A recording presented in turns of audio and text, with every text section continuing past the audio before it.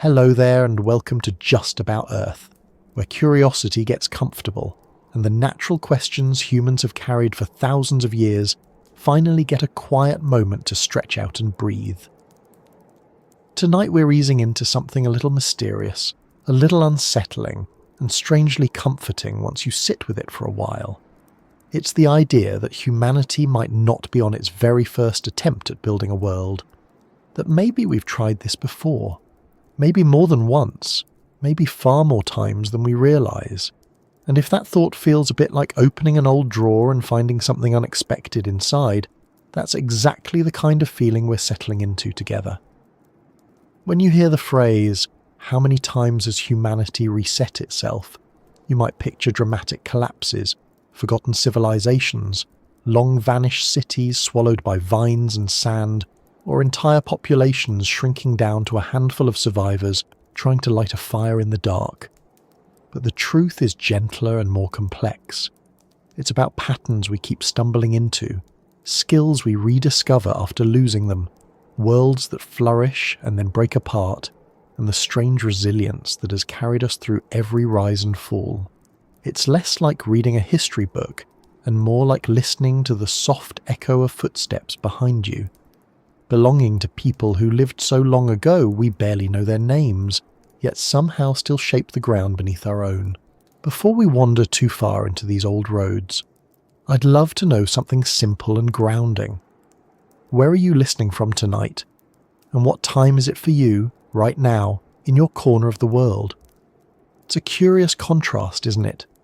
You're sitting in a moment shaped by the entire timeline of humanity, a timeline that might be far more broken and stitched back together than we tend to imagine, and yet you're also just here, in one small slice of evening or morning or whatever hour meets you. If you find the quiet of these explorations calming or comforting, I'd be grateful if you gave this a like or subscribed. It helps this small space drift toward others who might need a little softness in the middle of thinking about big ancient questions. Now, even though we're beginning with the idea of humanity resetting itself, we're not rushing toward dramatic imagery. This isn't about apocalyptic storytelling or predictions. It's about understanding something that sits deep in our history, something we often overlook because the present feels so permanent. But if you trace our past far enough, the permanent starts to melt away. What we find instead are layers upon layers of human attempts at building societies, learning to grow food, navigating change, facing disasters, creating knowledge, losing it again, and then trying once more. Sometimes we stumble because the world shifts under our feet. Other times we stumble because of choices we make ourselves. Either way, the story continues. You might think that with all our technology and all the information we've preserved, we would have a clear picture of every rise and fall behind us. But the truth is that the further we look back, the more the story blurs. Entire cultures disappeared without leaving so much as a stone with their name on it. Others left behind traces so faint that we only realised they existed thousands of years later, because a bit of pottery surfaced in a field or a wall appeared under shifting soil, and some left behind stories carved in myths, told in fragments, hints of memories that sound exaggerated until you start noticing patterns that appear everywhere. The idea of a human reset doesn't necessarily mean everyone vanished. Most of the time it means society is reaching a point where the world they'd built simply couldn't support itself anymore. Maybe the land dried out or the rain shifted so far that crops wouldn't grow. Maybe conflict wore people down until they scattered. Maybe a disease moved through a region. Maybe the climate changed so slowly no one noticed until everything felt off balance. These resets were often quiet in the moment, only becoming obvious when looking back across thousands of years. And yet each time humans endured. They reorganized. They started over again, even without knowing they were part of a pattern repeating itself. What makes this idea so compelling is that it reshapes how we imagine ourselves. We're often taught to see human progress as a straight line, a steady climb from stone tools to space travel. But reality has always been messier than that. Instead of a straight line, it resembles a long wandering path, full of forks and loops and sudden dips. Tools were invented, forgotten, and reinvented. Cities rose and fell and rose again somewhere else. Populations expanded, nearly vanished, then slowly rebuilt. If progress were a staircase, we wouldn't be on step 1000. We'd be on step 100 or so, wondering what happened to all the other staircases that broke or crumbled or shifted somewhere out of sight. To understand the idea of resets, we don't start with collapse. We start with the simple fact that humans have been around far longer than our familiar stories suggest. For most of our existence, we lived in small scattered groups, moving with the seasons, gathering food, making tools from stone and bone, and passing along knowledge through stories and the wisdom of elders. None of these groups built cities, drew up laws, or carved their history into monuments. But they survived. They survived droughts and long winters, volcanic eruptions, shifting coastlines, ice ages, predators, and all the challenges that come with living close to the edge of possibility. And then something changed. Little by little, people learned to gather plants, then to tend them, then to grow them deliberately. They learned to stay in one place long enough for villages to form. Those villages grew into towns, towns turned into cities. Cities became networks of trade and culture and cooperation. But with growth came fragility. For the first time, people began relying on systems outside their immediate control. If a river shifted, a city might die. If rainfall patterns changed, entire regions might empty. If soil was overworked, fields might stop producing. The larger a society grew, the more interconnected everything became, and the more vulnerable people were to disruptions. Some of these disruptions were natural, some were human-made, some were a combination of both. What ties them together is that they didn't end humanity. They reshaped it. They pushed us into new forms. They forced us to rethink what we relied on. And each time we rebuilt, we did so with a slightly different approach, carrying forward the lessons of the last reset, even if those lessons were passed down through fragments of memory or stories that no one realized were based on real events. As we settle deeper into this journey, it helps to recognize that not all resets are dramatic. Sometimes a reset is simply a quiet decline followed by a shift in direction. Consider a city that once thrived along a riverbank. If the river dried out over decades, people would slowly leave. Families would move elsewhere, markets would thin out, schools would close. The city wouldn't collapse overnight.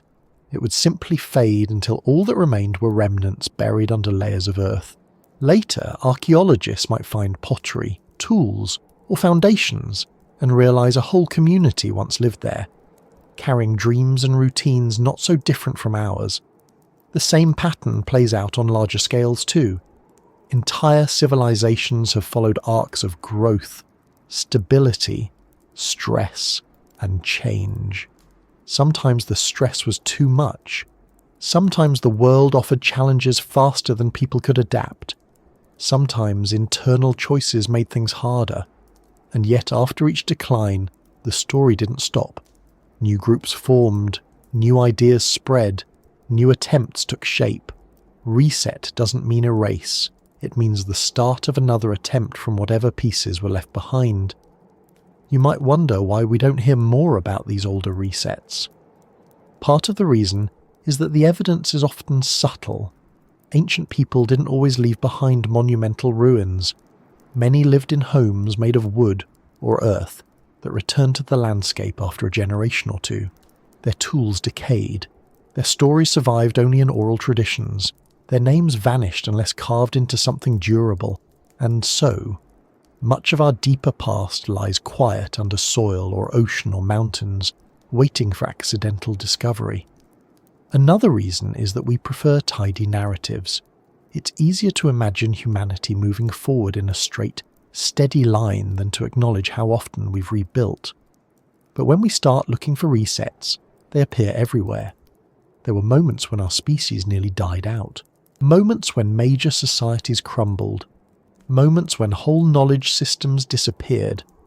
Moments when populations shrank so drastically that a single spark of change, one group's decision to try something new, shifted the course of history.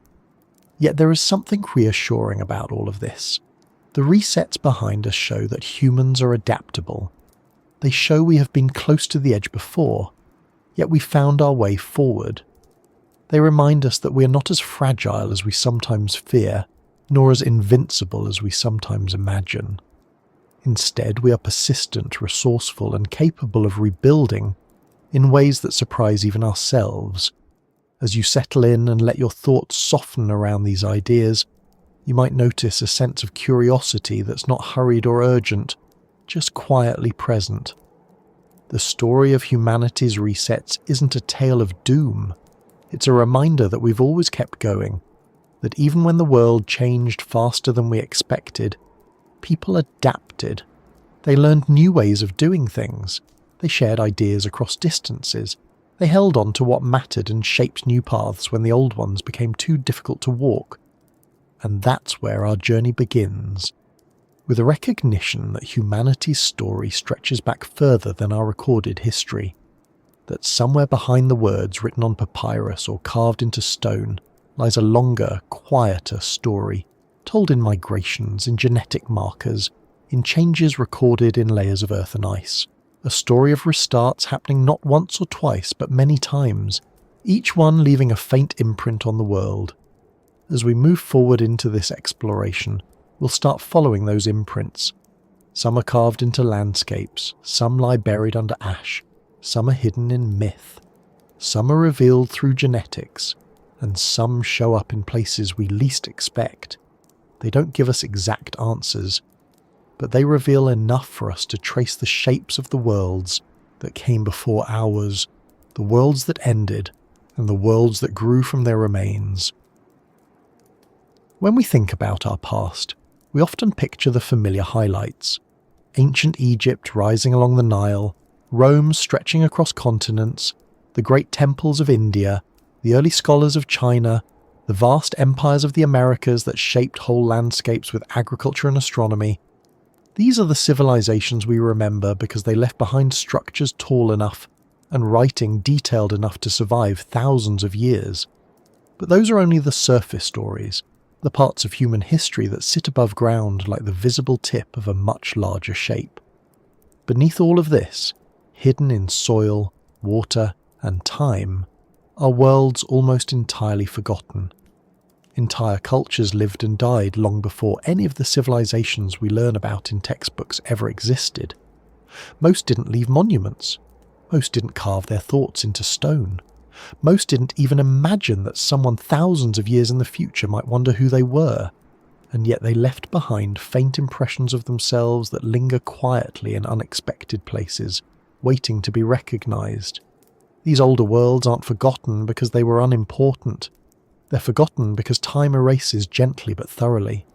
Wooden houses, woven clothing, baskets, tools made from bone, seeds kept in clay pots, boats made from reeds, even entire villages built from materials pulled directly from the landscape. All of it disappears faster than stone or metal. Rain, wind, plant roots, rising seas, shifting soils, and the simple passage of centuries turn the traces of daily life into sediment. Only the most persistent fragments survive. A chipped stone tool, a piece of broken pottery, charcoal from a long extinguished fire. These remnants don't announce themselves. They wait until someone happens to dig in the right place, or until the earth moves and exposes a moment that should have stayed buried a little longer.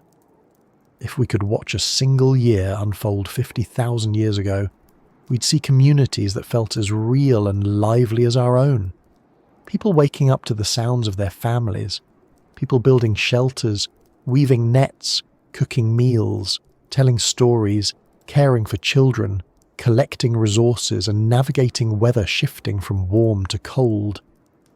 We'd see art appear on cave walls, handprints pressed onto stone, pigments made from crushed minerals, and shapes drawn from memory, all giving us glimpses of what mattered to them even though the details have fallen silent. The forgotten worlds beneath our feet aren't limited to early humans roaming in small groups. Some belong to settled communities that created their own traditions, organised their own structures, and found their own ways to survive in landscapes no longer recognisable. Many lived through enormous climate shifts.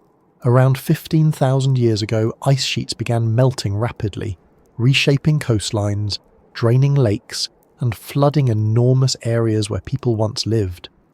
Entire groups would have watched their settlements slowly disappear under rising water. Whatever they built, whatever routes they followed, whatever stories they shared ended up submerged. Today those lands sit under oceans, sometimes buried beneath thick layers of silt, unreachable without advanced tools, and often impossible to identify with certainty. What makes these older worlds so intriguing is that they hint at far more complexity than we once believed. For a long time, the assumption was that early humans lived simple, isolated lives with limited cooperation. But the quiet evidence that surfaces contradicts that picture. When we find identical tool designs spread across continents, it suggests sharing of ideas. When we find shells transported hundreds of kilometres inland, it suggests long-distance contact or trade. When we find ceremonial structures older than agriculture, it suggests that people gathered for reasons beyond survival. These discoveries make it clear that early humans weren't waiting around for civilization to begin. They were already forming the foundations long before recorded history.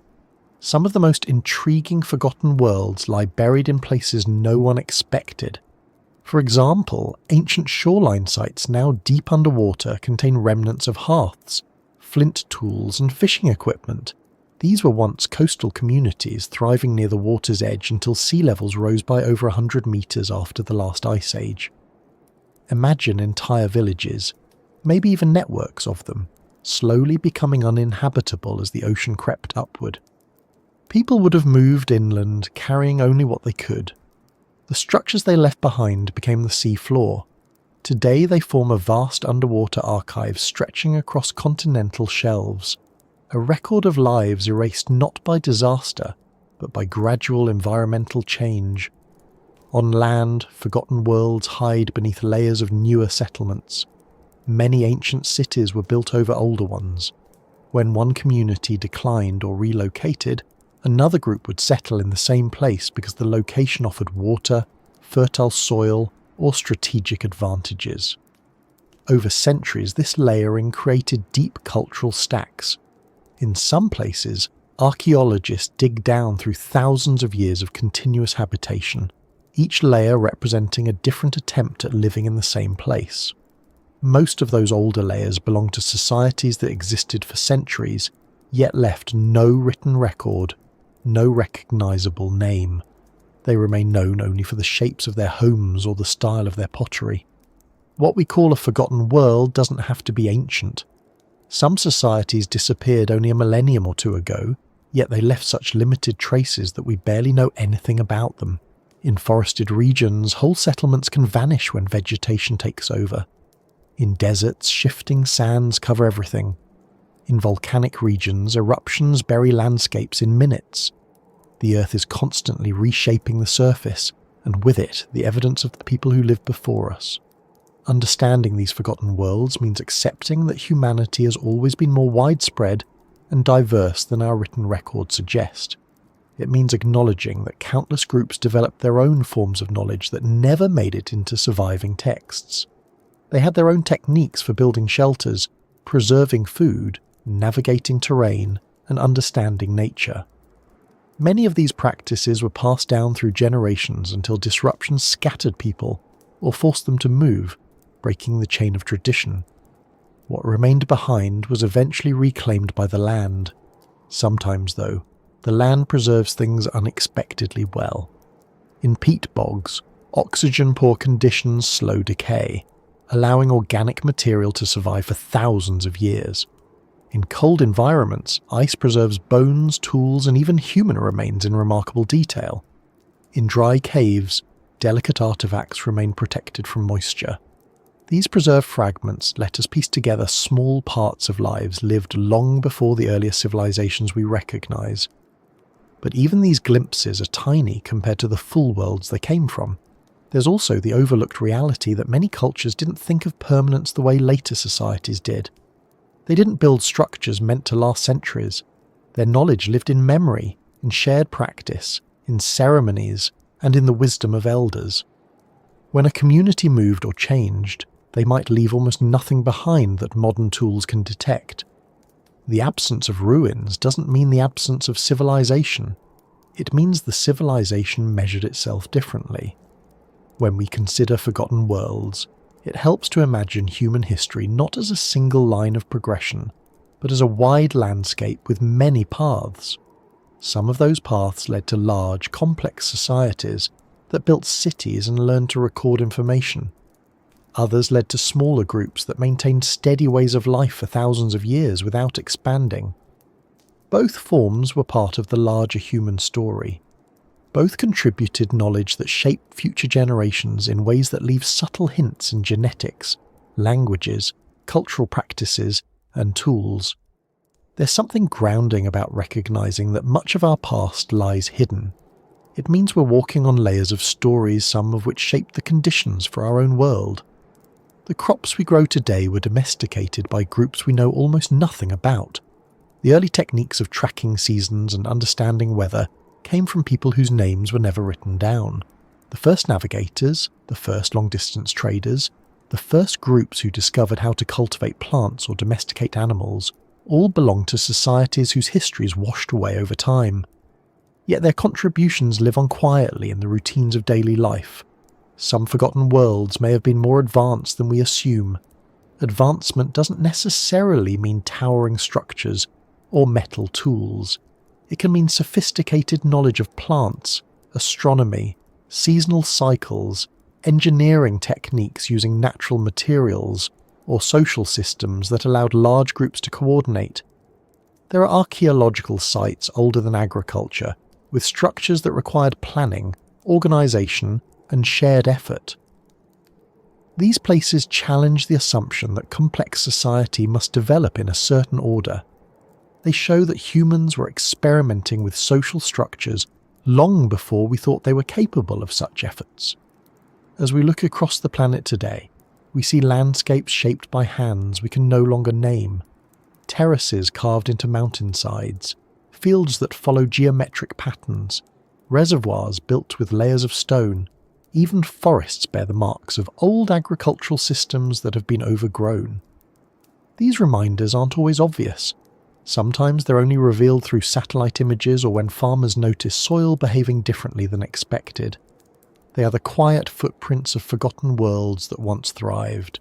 Recognizing these buried histories changes how we view our own place in time. It reminds us that civilization isn't a one-time achievement. It's something that many human groups have built in their own ways. Some lasted for millennia, others flourished only briefly. But each left something behind in the broader human story, even if the details are sparse. Their world shaped the environment, influenced migrations, spread ideas, and created foundations for later societies without ever being acknowledged in written history. The forgotten worlds beneath our feet also show us that resets don't always involve catastrophe. Sometimes they happen slowly, through environmental change, shifting resources, or gradual movement. A culture might decline quietly as its people join neighbouring groups or adapt to new circumstances. Their traditions blend into others. Their unique ways of living dissolve into broader patterns. Over time, their distinct identity fades until it's no longer distinguishable. The world they built becomes one more layer in the landscape. When researchers uncover these older worlds, they often describe a sense of closeness to the people who lived there. It's not the grandiosity of monumental ruins that creates this feeling, but the small details. A child's footprint preserved in clay, marks from cutting tools on animal bones, charred seeds from a cooking fire, the worn edge of a tool held thousands of times by hands long gone. These details make it clear that the people who lived in these forgotten worlds had routines, challenges, joys, and worries not so different from our own. The more we learn about these hidden societies, the more we realize how much is missing. Vast regions of the planet have never been thoroughly studied. Thick forests, deep oceans, remote deserts, and frozen landscapes hold countless secrets. Every year, new sites are discovered that push the timeline of human activity further back. What we know now is only a fraction of what existed, and it's likely that many worlds will never be found at all, their traces erased completely by time.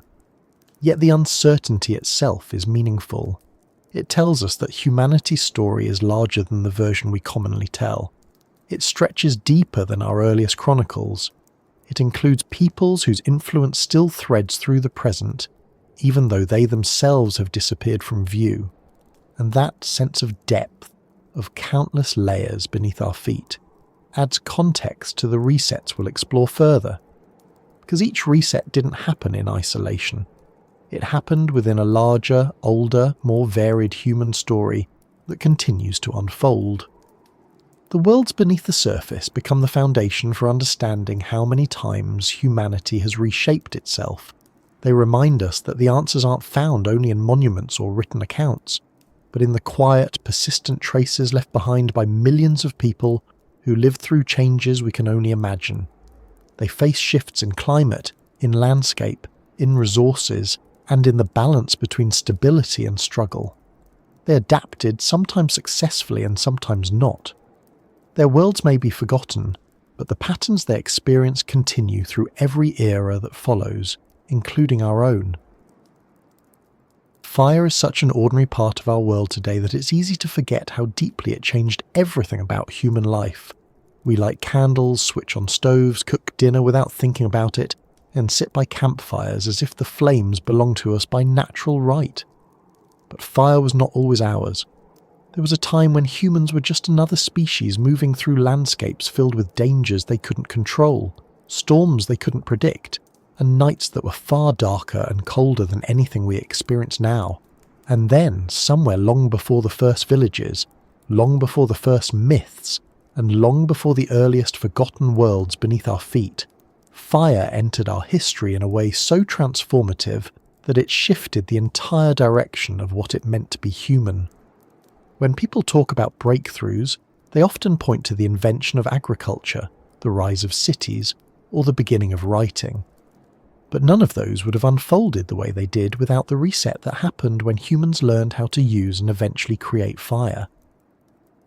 Before that moment, our ancestors lived with a narrower set of possibilities. Their days were shaped entirely by daylight, their diets limited to what could be eaten raw or scavenged, and their nights governed by the presence of predators who had better vision, sharper claws, and more experience navigating darkness. The cold could be lethal, food could be scarce, and survival meant constantly moving and adapting to whatever the environment allowed. But something shifted when early humans not only encountered fire, but began to understand it. At first, fire was a force that appeared after lightning storms or volcanic eruptions. Many animals approached those burning landscapes cautiously, seeing flames as a threat. Humans likely felt the same fear initially, keeping their distance, watching from the edges. But curiosity is one of our defining traits. That curiosity drew our ancestors closer. They discovered warmth that could cut through cold nights. They discovered that cooked meat softened, tasted different, and could be chewed more easily.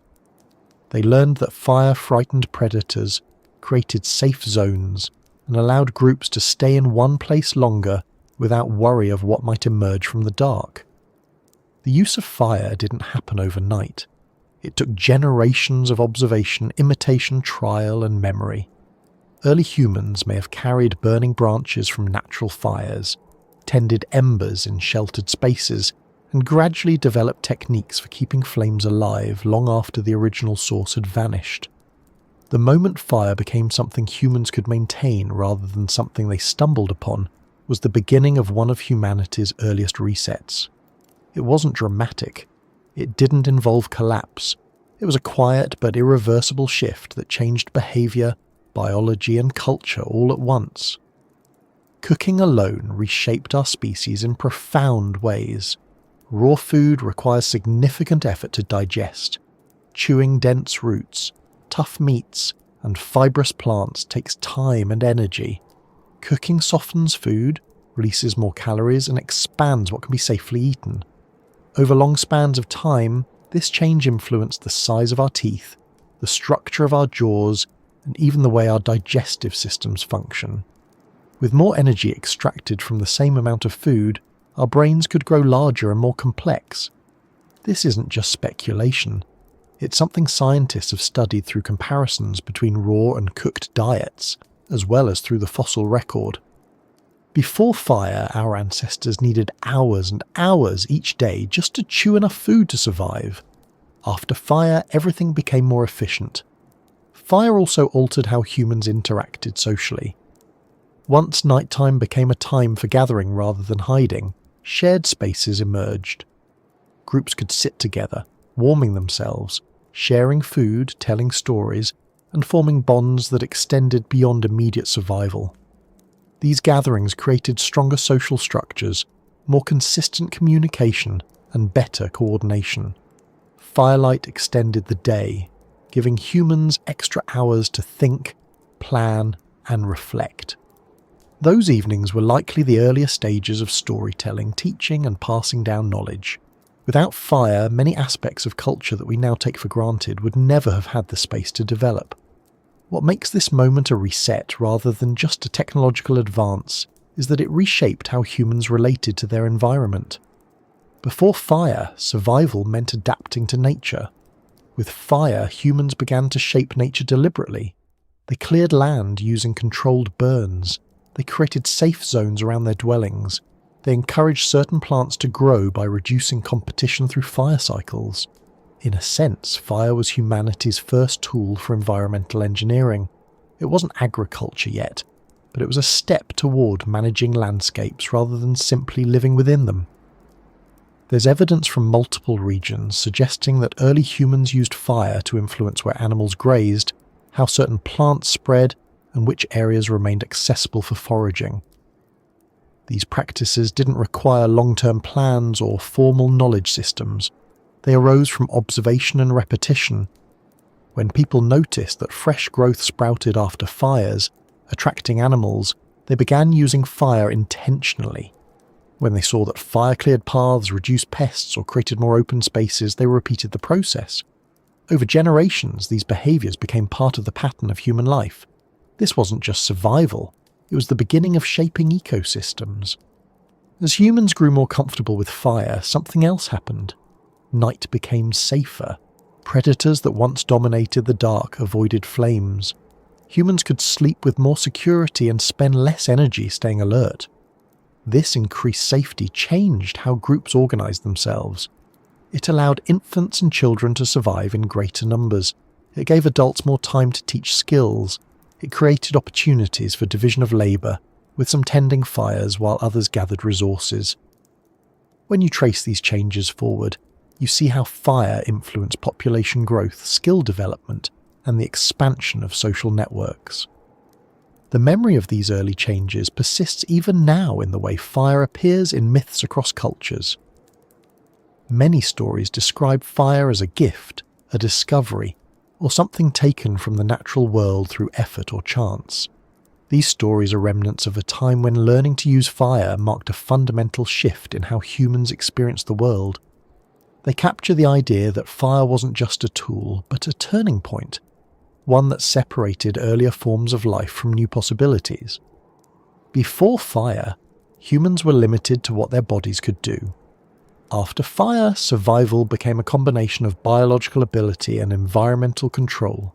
This change made it possible to inhabit colder regions, travel farther, and adapt to climates that would have been impossible to endure otherwise.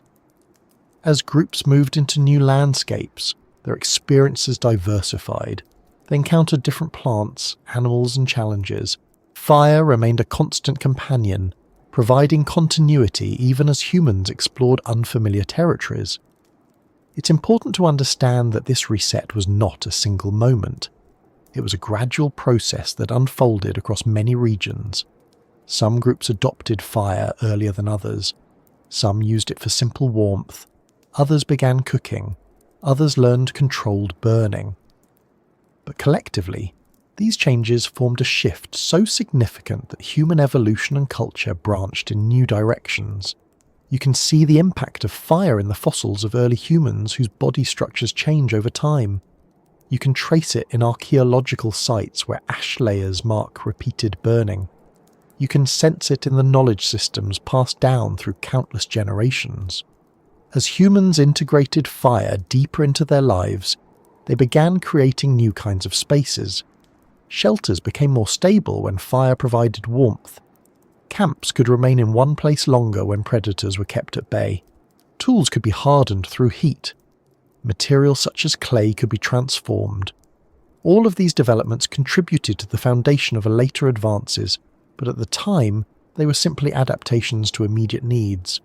What makes fire such a meaningful reset is that it changed not only what humans could do, but how they thought about possibilities. When you can warm yourself, cook food, gather safely at night, and keep animals away, you begin to imagine new ways of living. You experiment more freely. You test limits. You take chances that wouldn't have been possible before. Fire created room for imagination. It gave humans the opportunity to explore not just the environment, but their own potential. Even today, fire shapes how we understand comfort, safety, and home. A warm meal, a lit room, a stable temperature, a sense of protection at night. All of these experiences come from the shift that happened hundreds of thousands of years ago. We rarely think about it, but fire is still woven into the structure of daily life. Without it, our world would be unfamiliar in ways that are difficult to imagine. This reset didn't erase anything. It didn't replace older behaviours entirely, but it added a layer to human life that made everything afterward possible. When we consider how many times humanity has reshaped itself, fire stands at the beginning of that sequence. It marks the moment when humans first took an element of nature and made it part of their identity. It shows that our ability to adapt isn't just reactive, it's creative. And that creativity has carried us through every other reset that followed. As we look further into humanity's past, this early shift prepares us for understanding later transformations. The same traits that allowed humans to tame fire, curiosity, observation, experimentation, and persistence, reappear in every major turning point. Fire was the first sign that humans could change not only themselves but the world around them, and that capability shaped every step that came next. The story of humanity is often told as though it followed a steady climb, moving from simple beginnings to more complex societies in a straight line. But when we look deeper into our past, there's a moment where that line nearly vanished. A moment when the world shifted so dramatically that only a small number of humans survived. A moment when the familiar rhythm of seasons slipped into something unfamiliar and punishing. A moment when the very existence of our species hung on the edge of cold, hunger, and isolation. It was a long winter that lasted far beyond anything any modern culture has experienced, and it reshaped humanity in ways still visible today. This wasn't a single cold season, or even a difficult decade. It was part of a broader climatic event thousands of years ago when sudden cooling pushed ecosystems into decline. Evidence of this shift appears in ice cores, volcanic ash layers, and remnants of ancient plant life that stopped growing almost simultaneously across large regions. During this period, temperatures dropped quickly enough to challenge every species that depended on stable weather.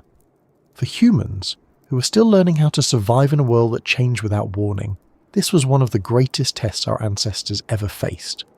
Before this cold period took hold, early humans were already spreading across different landscapes. They were adapting to forests, grasslands, and coastlines. They had fire, tools, and social structures, but they still relied heavily on what the environment provided.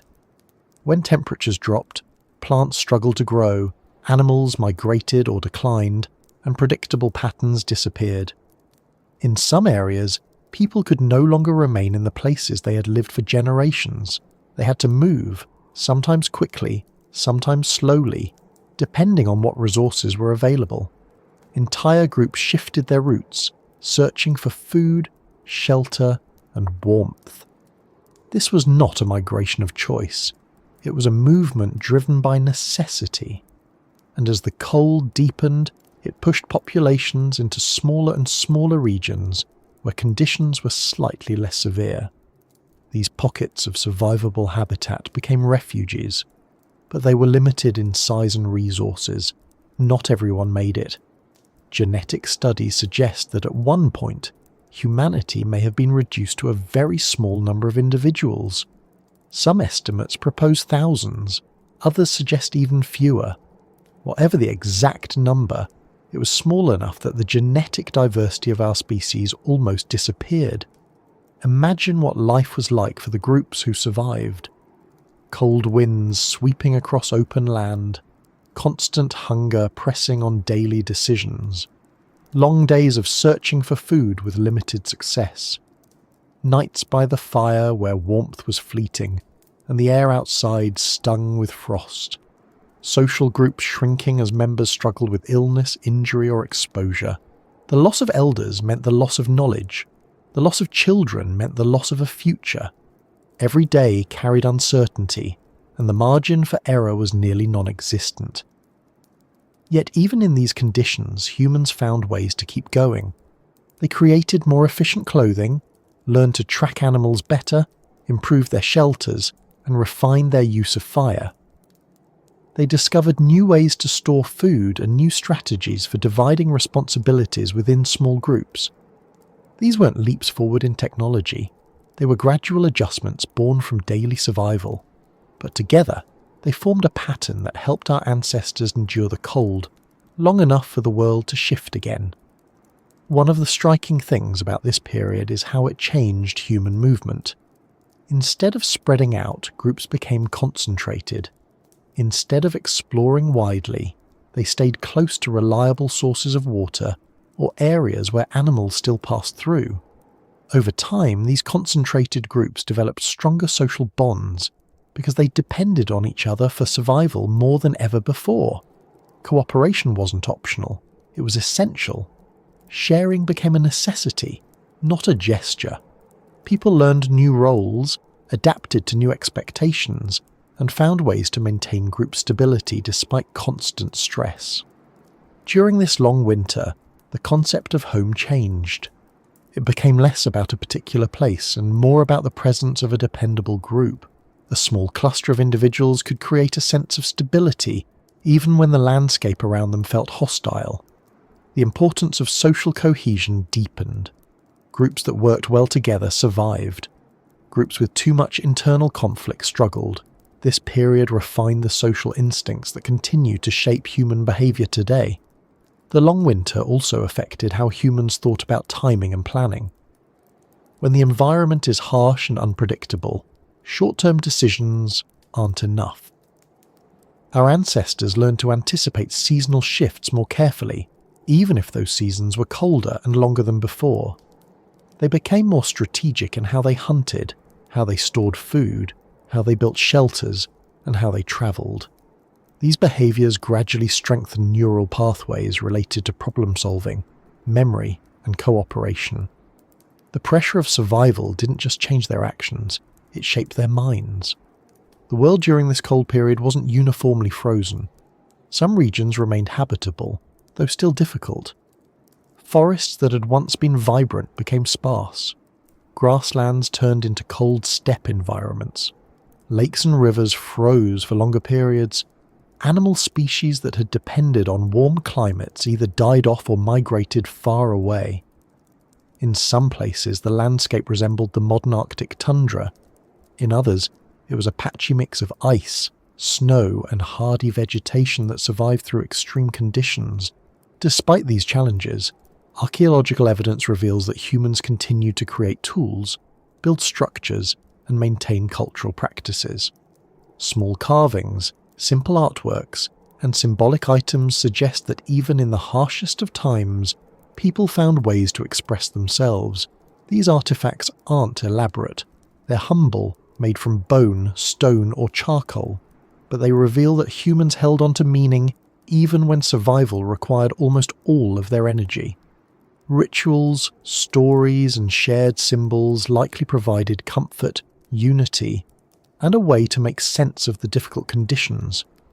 During this period, humanity didn't spread new technologies rapidly.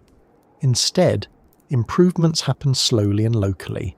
A more efficient spear point here, a better storage pit there, a modified clothing style that retained more warmth.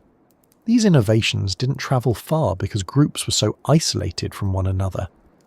But isolation also created diversity. Different regions developed different solutions based on what materials were available and what challenges they faced. When the climate later warmed, these diverse adaptations contributed to a wider range of human knowledge.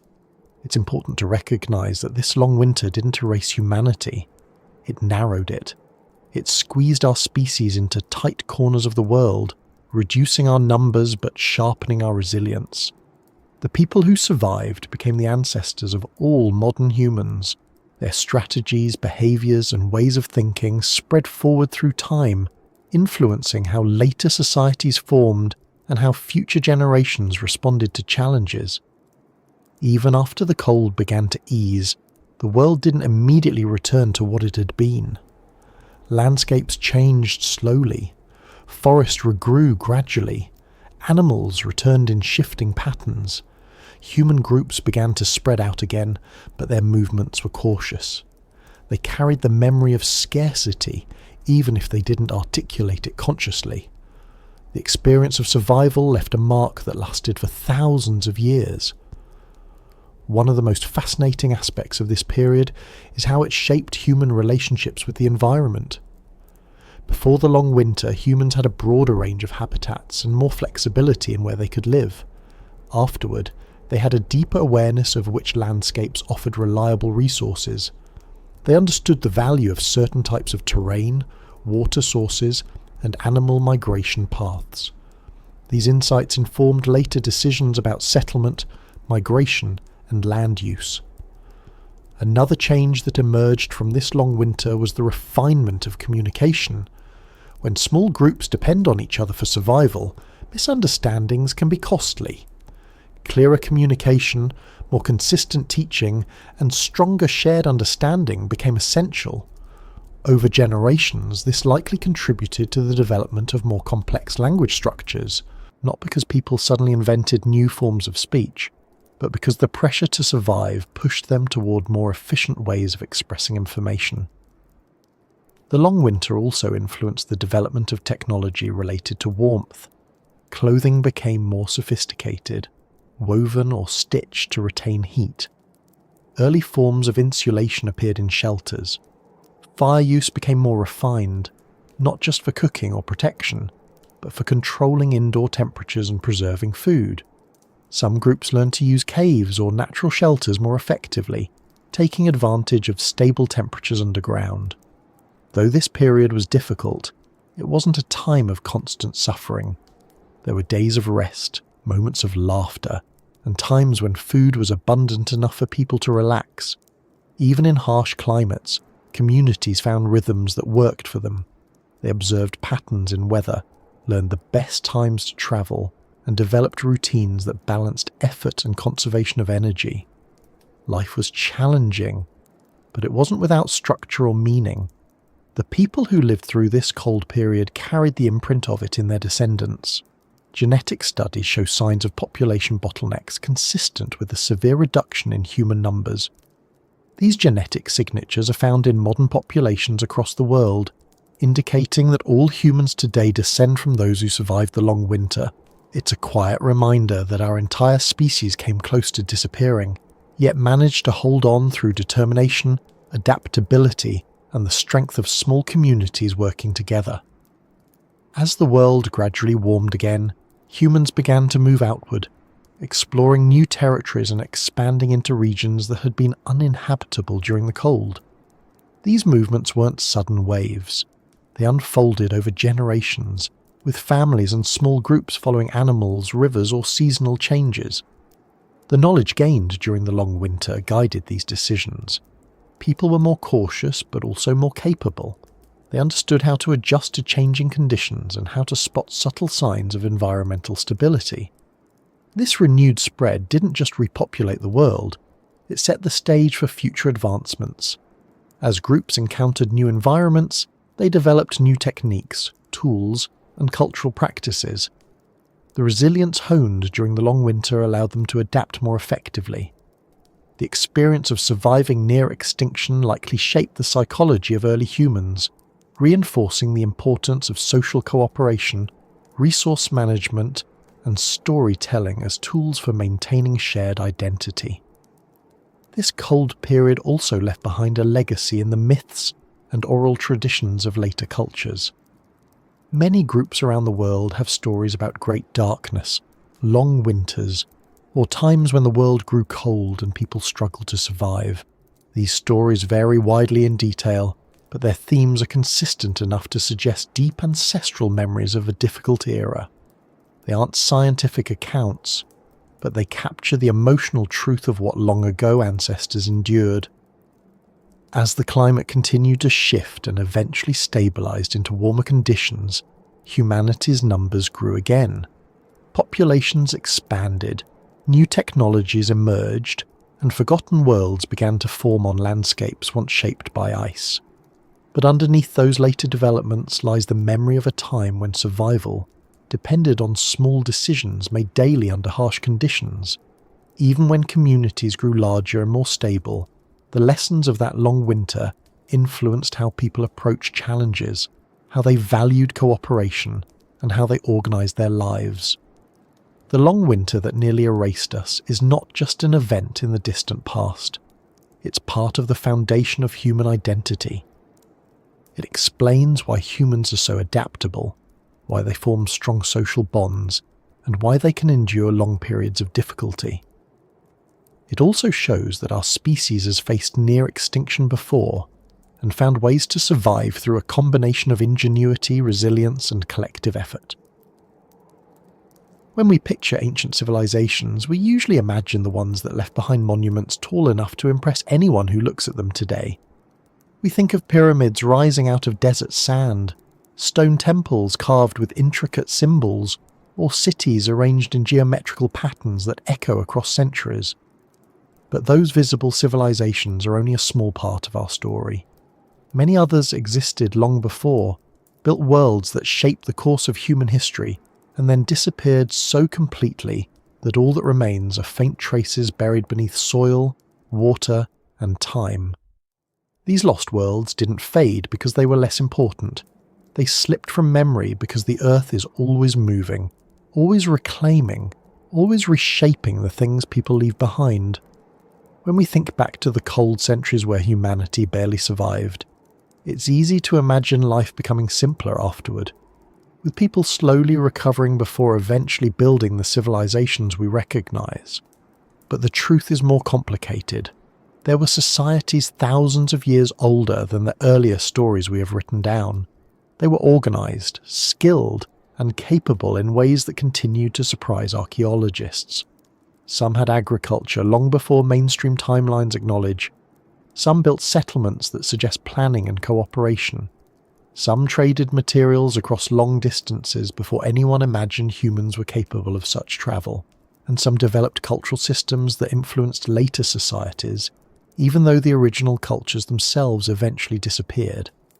One of the reasons these civilizations are forgotten is because they didn't always use durable materials. Stone lasts, but wood doesn't. Clay crumbles unless the conditions are perfect. Metal corrodes. Textiles vanish rapidly unless preserved in exceptional environments. And so, when we imagine the past, we tend to picture stone because it's the last to erode. But most early human settlements were not made of stone. They were made of whatever was available: wood, reeds, packed earth, woven materials, or mud structures that dissolve back into the environment within generations.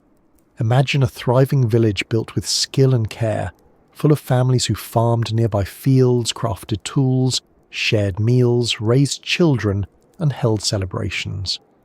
If that village were abandoned due to shifting climate, changes in rivers, disease, or conflict, the structures would slowly weaken. Within a century, the roofs would collapse. Within a few more years, plants would overtake the remains. After enough time, even the outlines of homes would be difficult to recognise. After thousands of years, all that might remain are fragments of tools, pottery or seeds buried beneath layers of soil, and if a later group settled on top of the same location, constructing their own homes, the older layers would be sealed away, waiting for someone thousands of years later to notice that the ground beneath their feet hides entire lifetimes. This process happened repeatedly around the world. In some regions, ancient settlements lie dozens of layers beneath modern cities. In others, rivers shifted and buried worlds in sediment. In coastal areas, rising seas swallowed entire landscapes. Forests grew over old pathways. Deserts expanded and covered homes with sand. The earth doesn't preserve everything equally. The parts that remain visible today come from cultures that either used durable materials or lived in environments that slowed decay. And this is why so many civilizations are considered lost.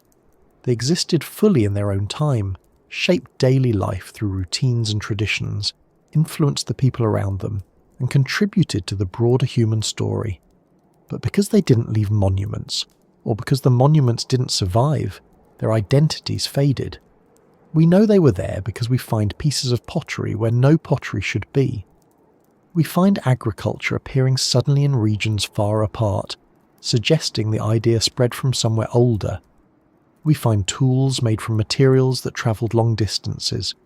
We find art that hints at belief systems, social roles, and ways of understanding the world. Consider early farming societies in regions where the climate later shifted dramatically. Some areas that were once fertile are now deserts. People lived there for thousands of years, built communities, and developed knowledge about plants, water management, and seasonal patterns. When the climate changed, those communities moved or collapsed. Their fields dried, their irrigation systems filled with sand, their homes crumbled. Today these places look barren, but beneath the surface lie remnants of the people who once thrived there. In forests, lost worlds hide under layers of vegetation that grew after human presence faded. Soil records hint at agriculture through chemical signatures. Tree patterns reveal old clearings. Faint mounds or depressions suggest long-gone homes. Occasionally stone foundations remain, but they're often so subtle that only careful mapping can detect them. These forest civilizations were not isolated tribes. Some had roads, networks of settlements, and sophisticated land management. They lived sustainably for centuries before disappearing due to drought, disease, or encroaching changes they couldn't predict. Along coastlines, many ancient settlements now sit underwater. The end of the Ice Age caused sea levels to rise dramatically, flooding areas where humans lived long before the oceans reached their current boundaries. Beneath shallow offshore waters, researchers have found remains of tools, hearths, and structures. These aren't isolated sites. They're parts of landscapes that once held thousands of people. Whole cultures lived along coastlines now submerged. Their histories lost not because they failed, but because the world around them changed. The ocean floor holds a massive chapter of human history we've barely begun to uncover. There are also societies that built structures using earthworks rather than stone. These designs can be enormous, covering vast areas with shapes visible only from above. Over time, many of these works flattened, eroded, or were covered by vegetation. Some still exist but weren't recognised as human-made until recently. These earthwork cultures organised labour, planned large-scale projects, and created symbolic shapes or meeting spaces that show deliberate design. They weren't primitive. They were simply building with materials that didn't endure as visibly as stone. Another reason civilizations become lost is that their decline wasn't sudden. Slow decline leaves fewer dramatic traces. A city abandoned gradually becomes a quiet place. People drift away. Buildings weaken. Walls fall. Without a dramatic destruction event, no fire, no invasion, no ruin, archaeologists have fewer clues. Time smooths everything. A once thriving centre becomes a gentle rise in a field, a place where grass grows a little differently, but reveals nothing at first glance. There are also societies erased not by time but by the arrival of other groups who built on top of their remains. When a new culture settles in an area, they repurpose materials, redirect water, create new structures, and reorganize space. Over generations, memories fade. The earlier inhabitants become stories, then fragments of stories, then nothing at all. Eventually, the only hint that another civilization once lived there comes from objects uncovered deep beneath the foundations of newer settlements. What makes all of this significant is not simply that civilizations were lost, but that these forgotten societies contributed quietly to the development of humanity. Their innovations didn't vanish completely, they spread.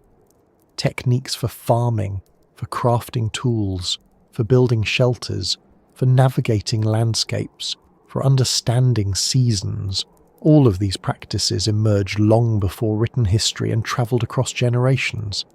Even when the societies that developed them faded away, their knowledge endured.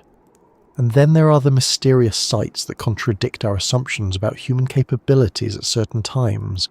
Places showing architectural planning older than expected. Places where groups gathered in large numbers before agriculture officially began. Places suggesting that humans experimented with community building and ritual spaces long before cities were documented. These sites aren't anomalies. They're evidence that our timeline is more complex than we once believed. They show that humans were not waiting for civilization to begin. They were always experimenting, adapting, and building in ways that made sense for their time. Sometimes, the silence left behind by these civilizations is part of what makes them fascinating. When a culture leaves no writing, no identifiable symbols, and no direct record of its beliefs, we're left with only material clues, the shapes of tools, the arrangements of stones, the distribution of pottery fragments, the wear patterns on bones. These details create outlines, but not full pictures. They invite questions rather than providing answers. And in that silence, the scope of human possibility expands. We realize that countless lives were lived with depth, meaning, and complexity, even if the evidence doesn't survive well enough for us to see the full picture. Even the most advanced modern technologies struggle to recover these histories fully. Ground-penetrating radar, satellite imaging, and deep ocean mapping reveal some hidden structures, but they can't reconstruct entire cultures. They show that there is more beneath the surface than we expected. They reveal patterns that suggest large populations, organised settlements, and long-term habitation. They show roads carved into landscapes where no obvious civilization is known. They show geometric patterns under forests. They show old riverbeds lined with remnants of human life. But they don't explain the stories behind these fragments. These lost civilizations remind us that not every society leaves behind monuments designed to last thousands of years. Some cultures focused on living in balance with their environment. Some valued mobility. Some valued sustainability over permanence. Some lived in regions where longevity of physical structures was impossible due to environmental conditions. Their achievements weren't measured in stone but in knowledge, cooperation, and adaptability. As researchers study these lost worlds, they often encounter evidence of resilience. People surviving floods, droughts, volcanic eruptions, and dramatic climate shifts. People adapting to new conditions. People moving when necessary, rebuilding when needed, and integrating with neighbouring groups. These quiet responses to change didn't lead to recorded histories, but they shape the course of human development. Even when a civilization disappears completely, its influence can persist through genetic exchange, shared technologies, or shifts in trade routes. A forgotten culture might have introduced a new crop variety or a tool-making technique that spread widely before the society itself dissolved. That influence becomes part of the broader human story, even if the name of the culture no longer exists. The silence left behind by these civilizations also shows us how fragile memory can be. Without written language or durable monuments, stories can vanish within a few generations.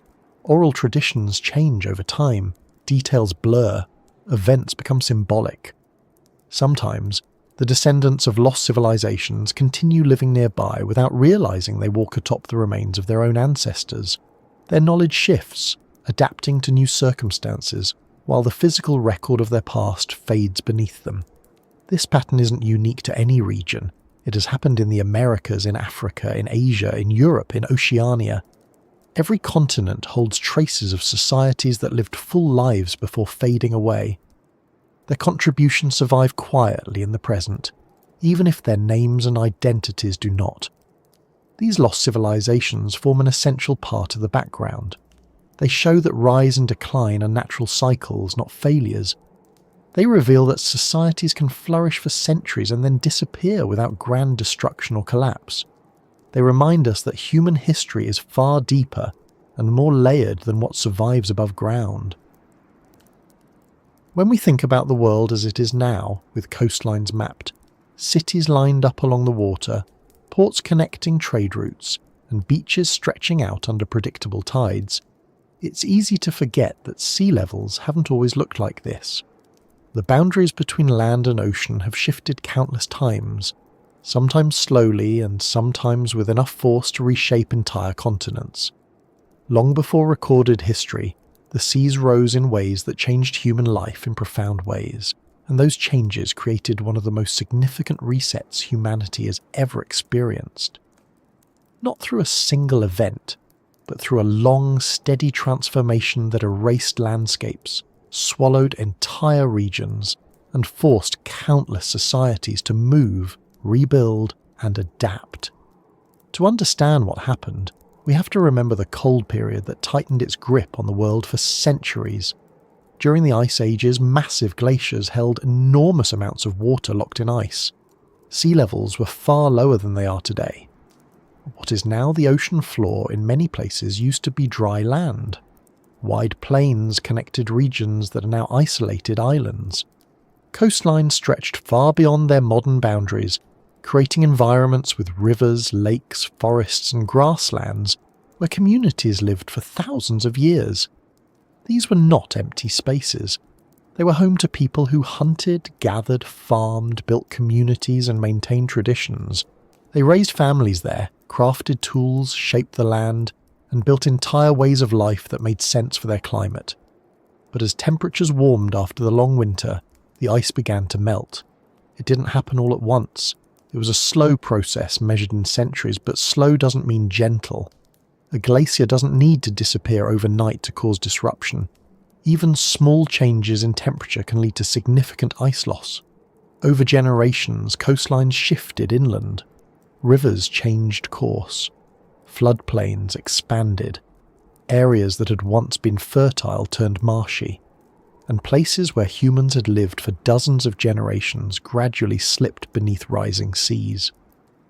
It's hard to grasp the scale of this transformation when looking at modern maps, but if we were to peel back the oceans, we would find entire landscapes now hidden beneath waves. Valleys where families once walked, hills where people built shelters, plains where animals grazed, paths that connected communities. These regions weren't empty wilderness. They were human homes, shaped by countless footsteps, decisions, and stories. As the seas rose, some groups had enough time to move gradually. They shifted inland, adapting as they went, carrying their knowledge and traditions with them. But for others, the change was rapid enough to create crisis. Floodwaters don't need to rush in like a modern disaster movie to be destructive. A slow encroachment is enough to disrupt farming, reduce food availability, or force groups into competition for shrinking land.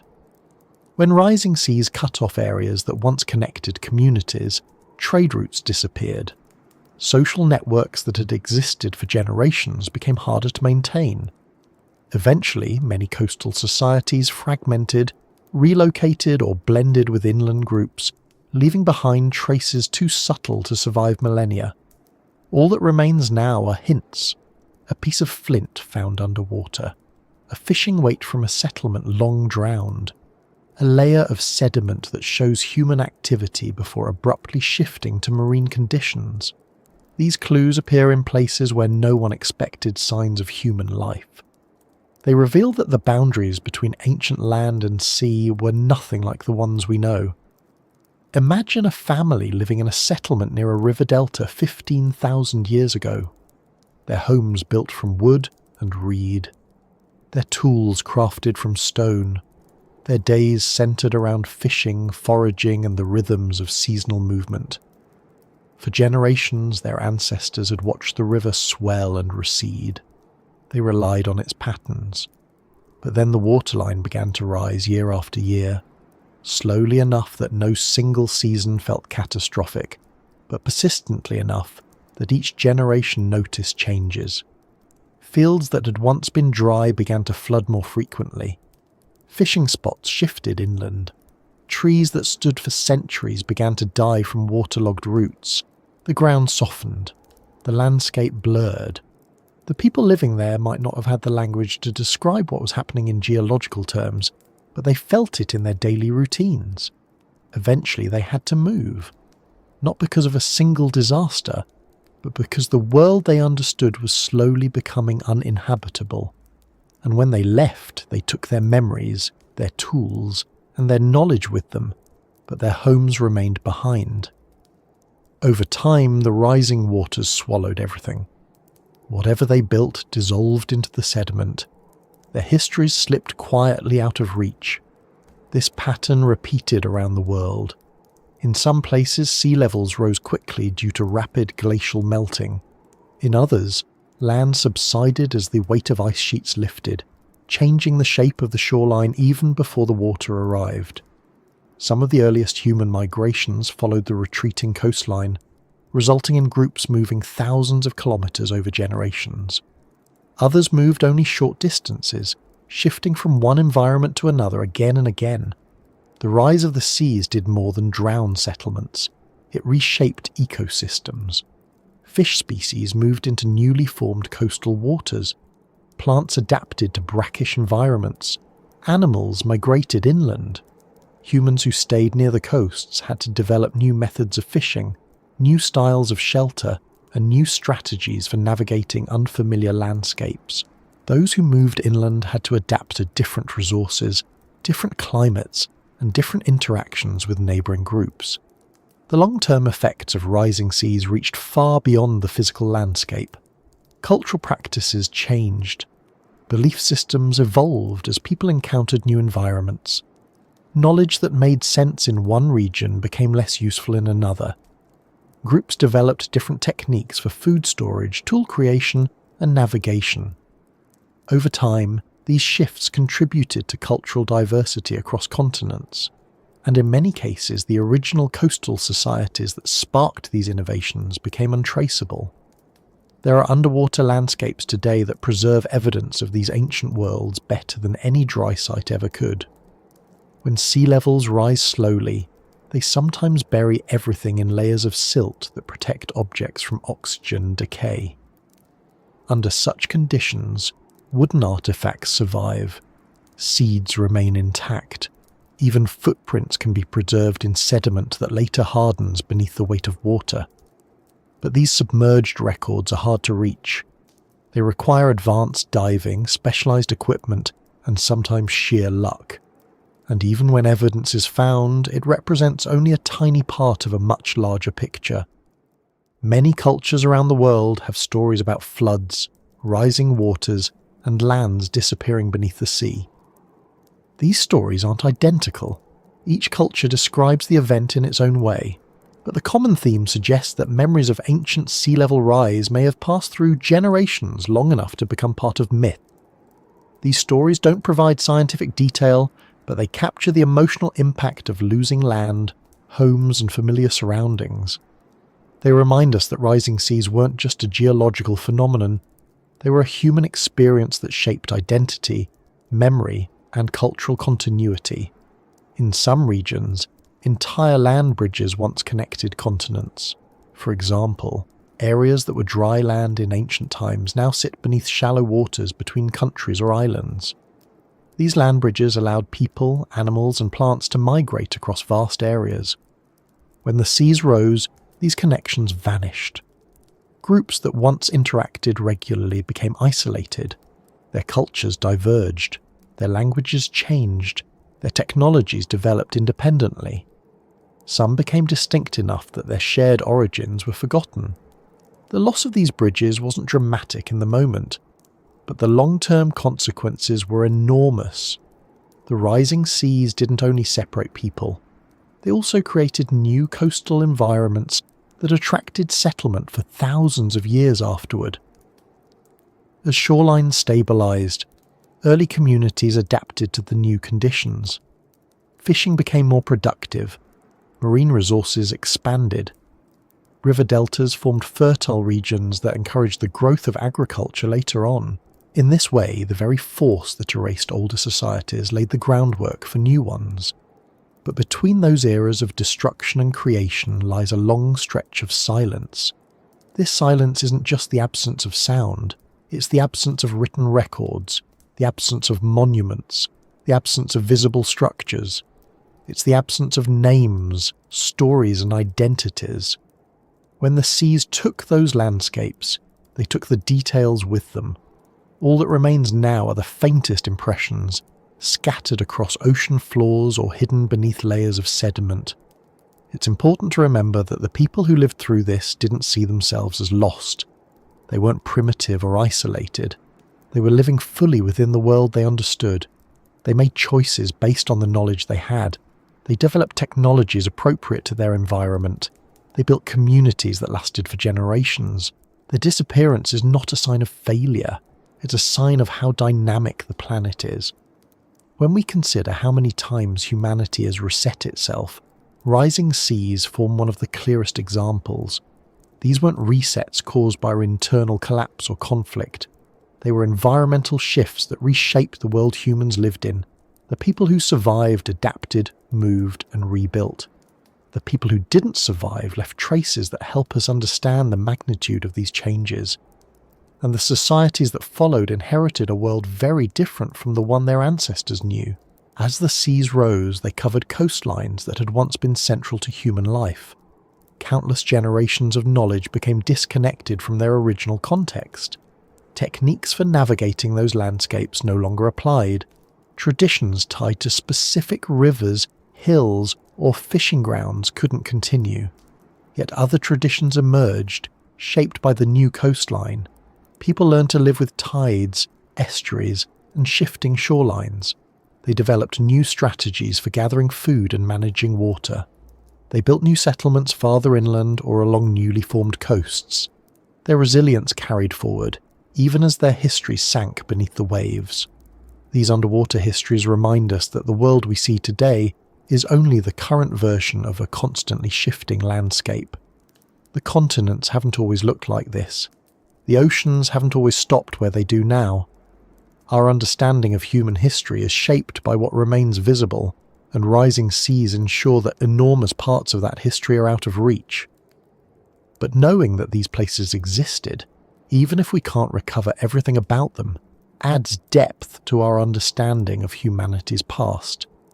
The movement of the seas didn't only change coastlines, it reshaped climate patterns. Warmer oceans altered weather, influencing rainfall, storms, and temperatures across continents. These changes in turn shaped vegetation, animal distribution, and the resources available to human groups.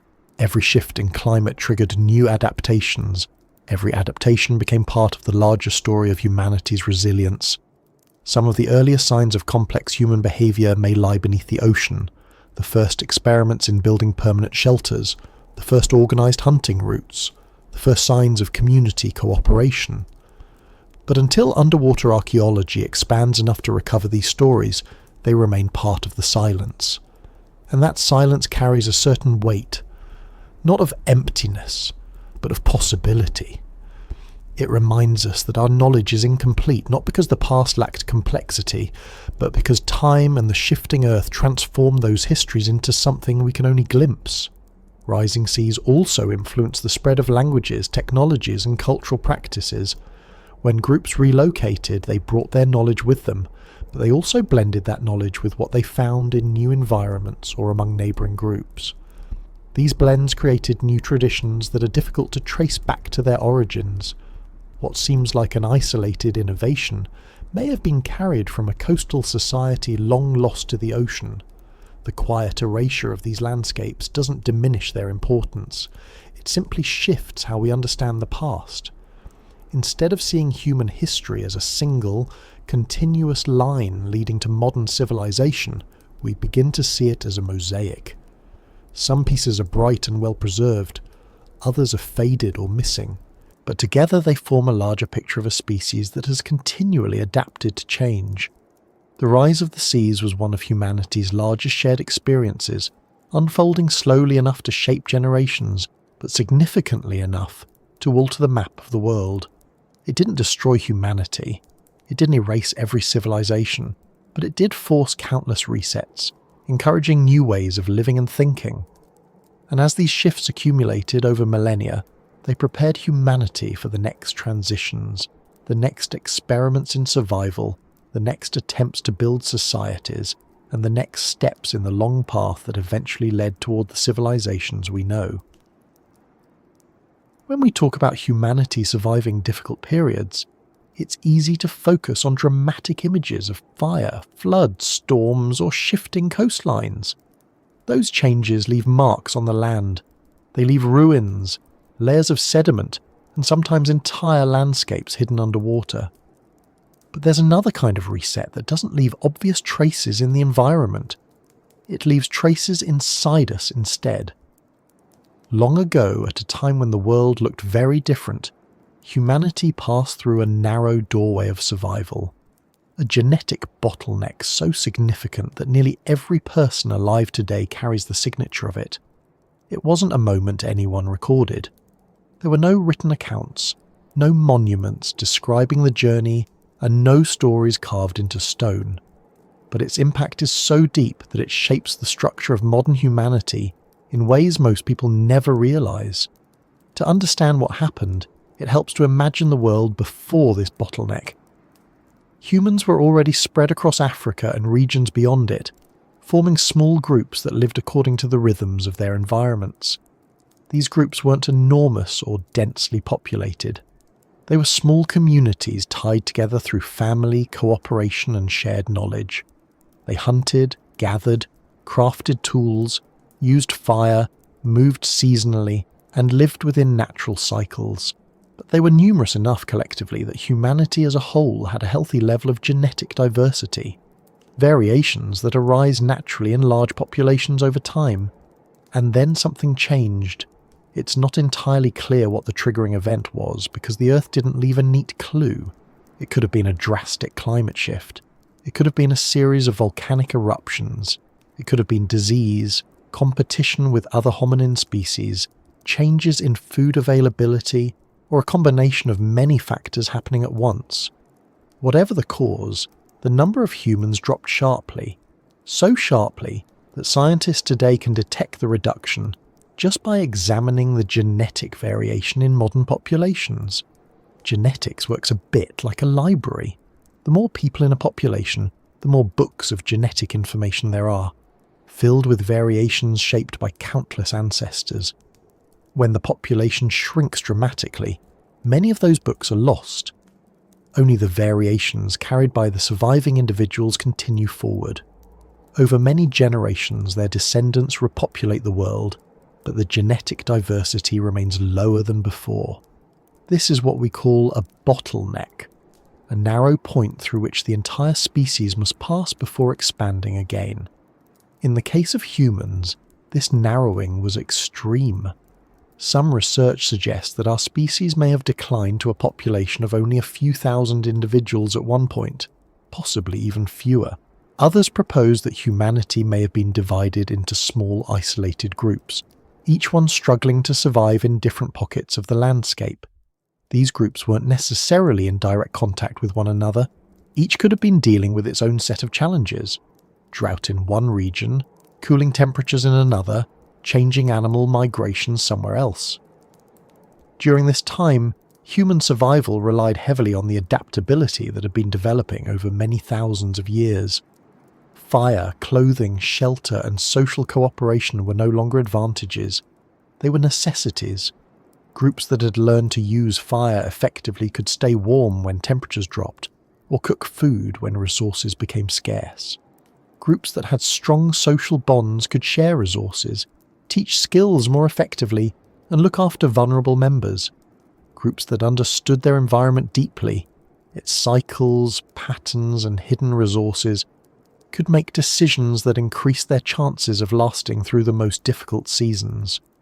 Imagine a family living through this period, their daily lives defined not by what they wanted, but by what the climate allowed. If temperatures dropped suddenly, they needed to find shelter quickly. If animals migrated unpredictably, they had to adjust their hunting strategies. If drought lasted longer than usual, they had to move to find water even if the journey was risky. These choices weren't dramatic. They weren't scenes of battle against the elements. They were gradual, persistent adaptations that unfolded slowly, one day at a time. The bottleneck wasn't a single event that occurred in a few years. It likely stretched over thousands of years. Human populations didn't collapse and recover overnight. They dwindled and struggled, with some groups dying out while others managed to hold on. The slow nature of this process makes it difficult to reconstruct with precision, but the genetic evidence is clear enough. At some point, humanity was reduced to a very small number of individuals who survived through a combination of luck, adaptation, and cooperation. What makes this bottleneck so mysterious is how its effects linger. Despite the vast differences we see in human cultures today, differences in language, appearance, tradition, and ways of life, we are remarkably similar genetically, much more similar than one would expect for a species spread across the entire globe. Some species of animals with far smaller ranges have more genetic variation than humans. This doesn't mean humans are identical, there is still plenty of genetic diversity. But compared to what scientists would expect for a species our size, modern humans look like the descendants of a population that survived by the narrowest of margins. This reduced diversity has influenced how humans adapted to different climates after the bottleneck. When groups began to spread out again, moving into Europe, Asia, the Pacific Islands, and eventually the Americas, they carried only a subset of the variations that existed before. As they encountered new environments, they adapted again, skin tones shifting in response to sunlight, body structures adjusting to climate, cultural practices supporting survival in deserts, forests, tundras, and mountains. But all of these adaptations began from a smaller genetic foundation than before the bottleneck. This narrowing doesn't mean the surviving humans were stronger, smarter, or more capable.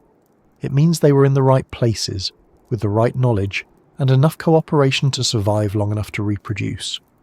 The reasons they survived could be environmental, behavioural, or simply the result of chance. A slightly better shelter here, a slightly warmer fire there, a small group positioned near a reliable water source. Tiny advantages magnified over generations can preserve a lineage even when the odds are difficult. The bottleneck also shaped how humans interacted socially.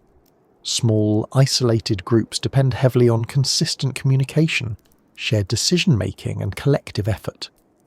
In these groups, cooperation wasn't a preference, it was essential. People had to rely on each other. Skills needed to be shared. Disagreements had consequences. These pressures may have reinforced the development of language, empathy, social roles, and cooperation. When your group is small enough that every individual matters, you learn to value group stability in ways that shape culture and behaviour. Another part of the mystery is that different scientific methods point to slightly different timelines for the bottleneck. Genetic evidence suggests a dramatic reduction tens of thousands of years ago, while archaeological evidence hints at other possible bottlenecks earlier or later. There may not have been just one. Humanity might have passed through several narrow periods, each one leaving its own mark on the population. These would have occurred alongside other resets, climatic shifts, volcanic eruptions, changes in resources, or competition with other hominin species such as Neanderthals or Denisovans. Some researchers point to a massive volcanic eruption tens of thousands of years ago that might have thrown enough ash into the atmosphere to cause global cooling. This eruption, while not confirmed as the sole cause, could have contributed to population declines. But the exact relationship remains uncertain because humans are adaptable. Some groups may have lived in regions less affected by the cooling. Others may have had access to resources that helped them survive. The uncertainty surrounding the cause doesn't diminish the significance of the bottleneck. Instead, it highlights how complex and overlapping the pressures on early humans were. Climate, landscape, food availability, migration patterns, and interspecies interactions all played roles in shaping human survival. The bottleneck wasn't a single story. It was a combination of many stories unfolding in different places, influenced by local conditions but all converging into the same outcome: a drastic reduction in human numbers. What makes this bottleneck particularly fascinating is that it didn't stop human innovation. Even in periods of low population, people continued to create tools, adapt to new conditions, and develop cultural practices. They refined hunting strategies. They learned to create stronger shelters. They made clothing suited for colder climates. They crafted symbolic items, suggesting that meaning and ritual mattered even in times of struggle. This shows that survival isn't only about physical needs. It's also about maintaining a sense of identity, belonging, and continuity. As populations slowly recovered, the descendants of those who survived the bottleneck carried their knowledge into new regions. The early expansions out of Africa, which occurred in waves, were shaped by the genetic and cultural foundations left by bottleneck survivors. These expansions weren't rapid migrations. They unfolded slowly, with small groups exploring new landscapes, following animals and adapting as they went. Over thousands of years, humans spread across the world, but the genetic imprint of the bottleneck remained at the core of every population. Even as humans spread apart geographically, the bottleneck ensured that they shared a common ancestry. This shared ancestry is why modern humans around the world are more genetically similar than many people expect. Cultural differences emerged later, shaped by environment, adaptation, and social evolution.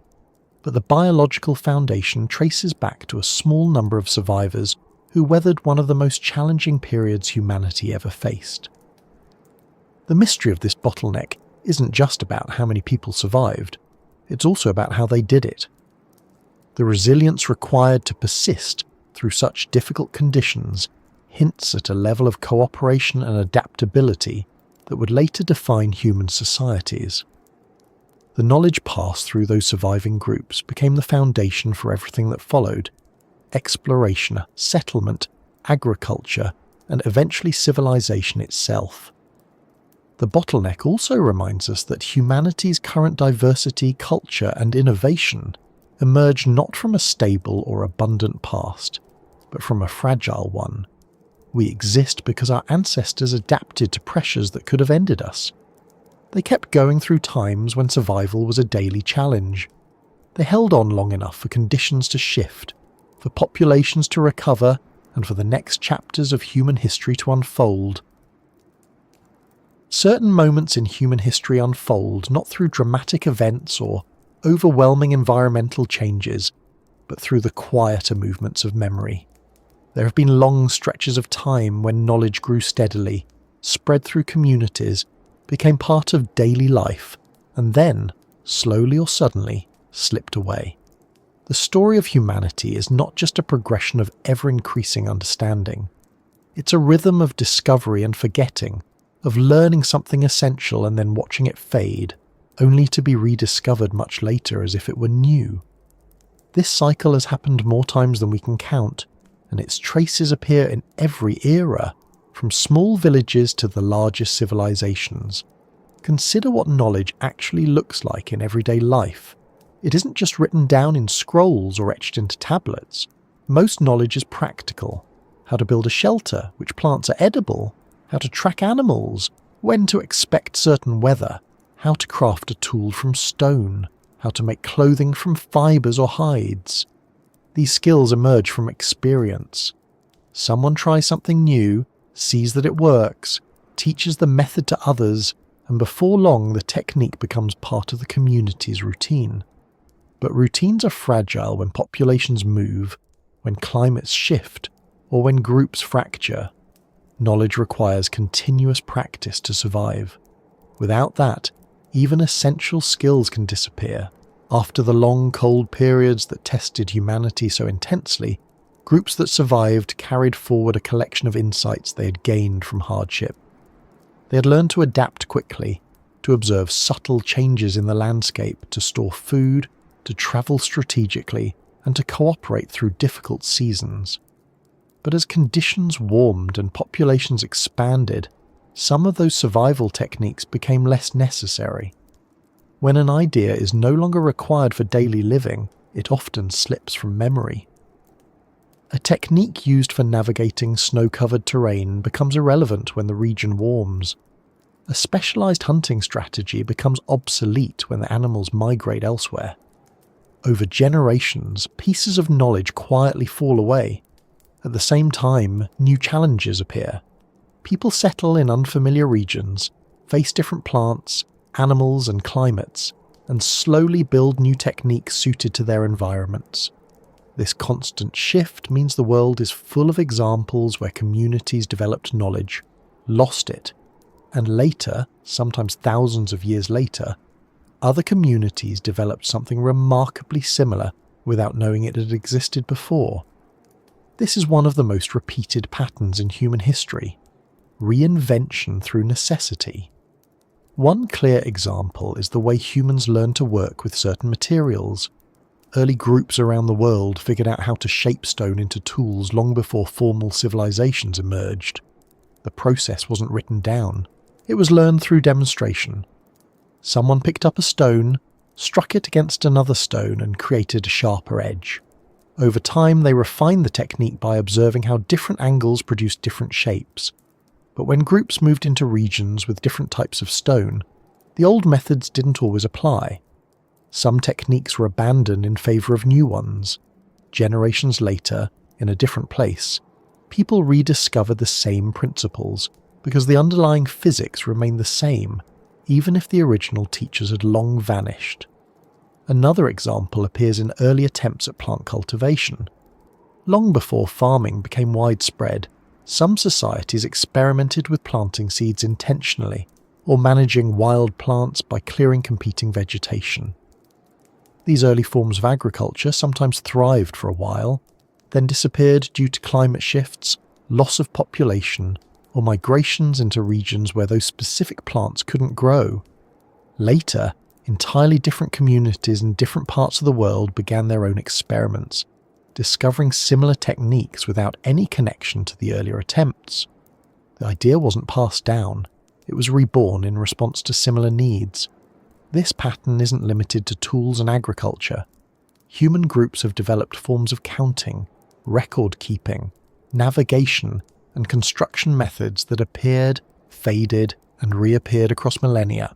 A community might develop a reliable way of tracking seasons through the movement of stars, then lose that knowledge if cloud cover increases for decades or if a group relocates to a region with different visibility. Later, another group might look up, notice new patterns, and develop their own form of sky-based tracking. Both methods serve the same purpose, yet each arises independently.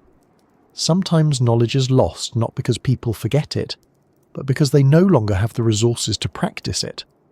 A society might learn how to construct large structures, but if access to essential materials is cut off by environmental change or migration, the skill becomes dormant. Generations later, when resources become available again, the techniques reappear, either in a familiar form or through rediscovery. Knowledge doesn't always disappear entirely. It often remains in fragments, partial memories, scattered hints, or tools whose original purpose becomes unclear. These remnants can inspire new attempts, guiding people toward rediscovery even if they don't understand the original methods. There are also cases where knowledge was deliberately simplified because communities needed to reduce the demands on their time or energy. For example, a group might abandon a complex crafting technique if survival requires faster production. Over time, the simplified version becomes the norm, and the original complexity disappears.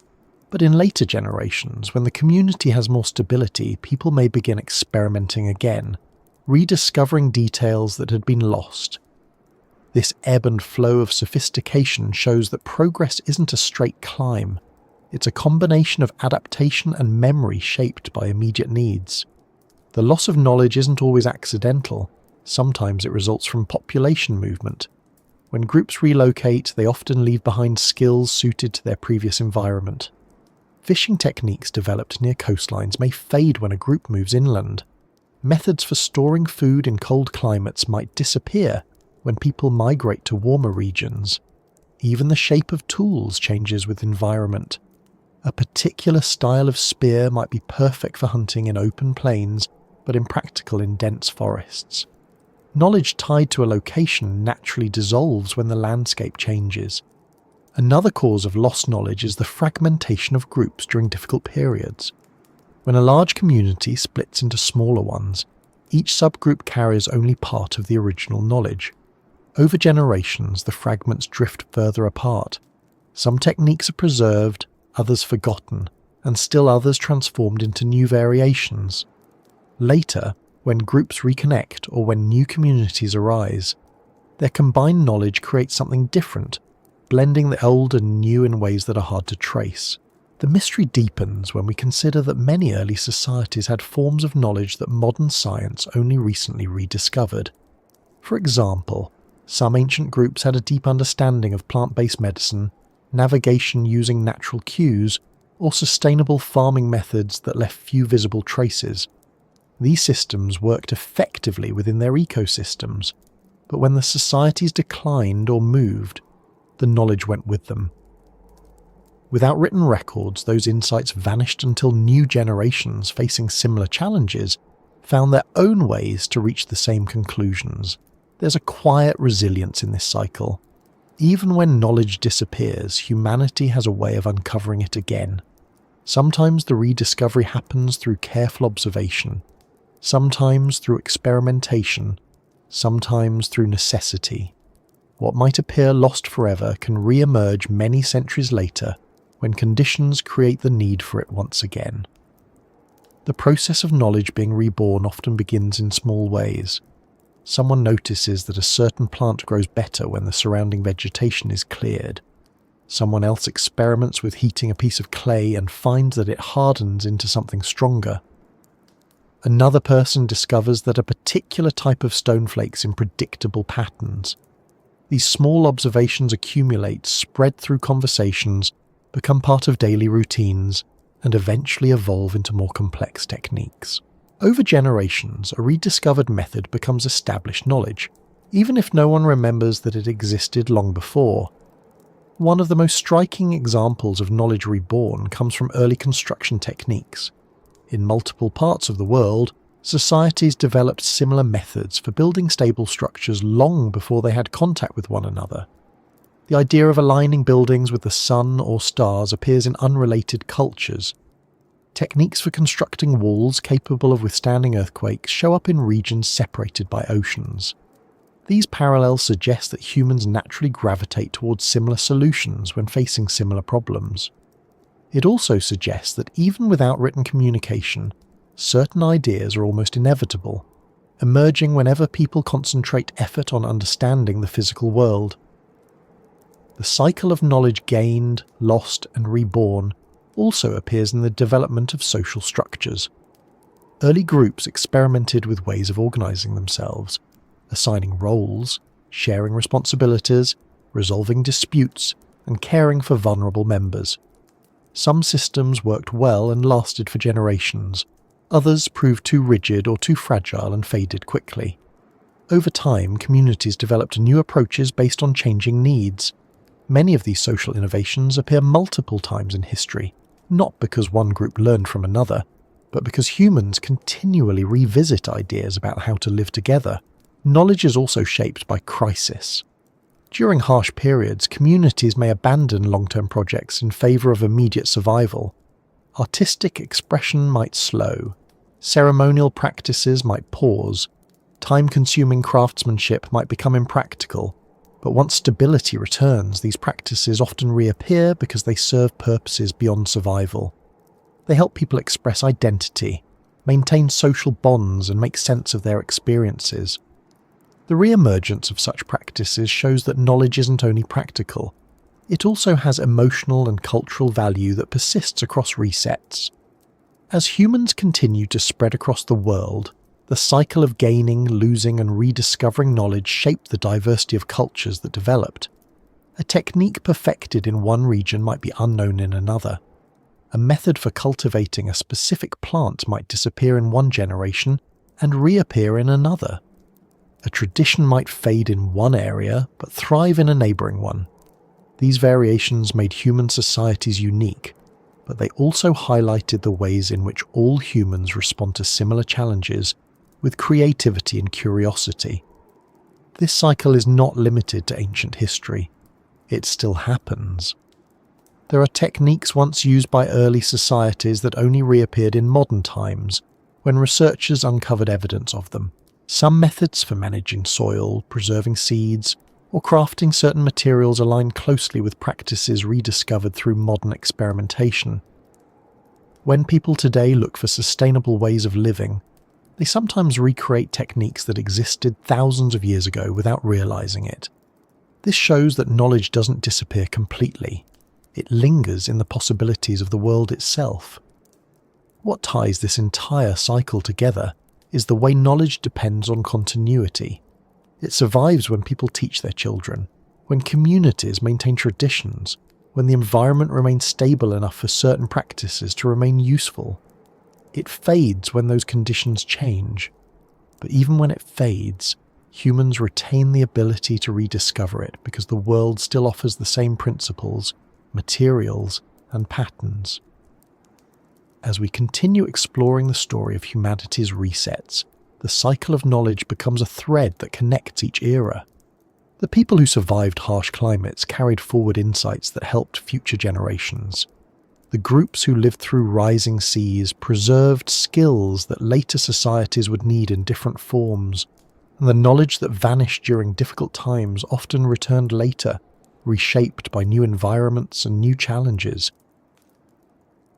Across many regions of the world, whenever researchers study early stories told by ancient communities, they begin to notice patterns that appear again and again. These patterns show up in places separated by oceans, mountains, and entire continents, even among groups who never exchange written records.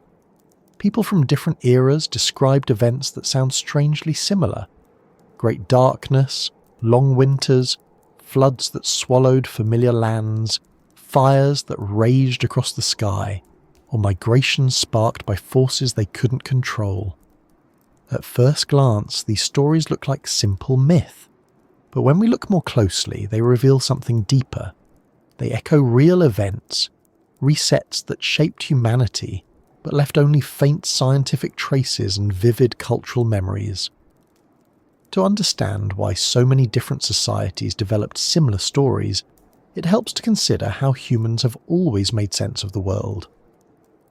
Before written language, before detailed historical accounts, people explained events through narrative.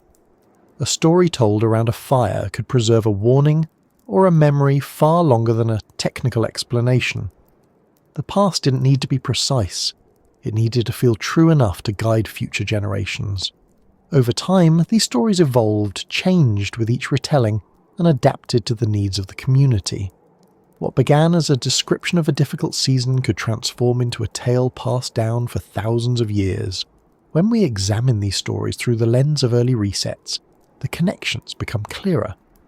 Many myths about floods, for example, may originate from the rising seas that reshaped coastlines long before any civilization recorded the changes. Communities living along the edges of rivers, lakes, or early coastlines would have seen their lands slowly disappear.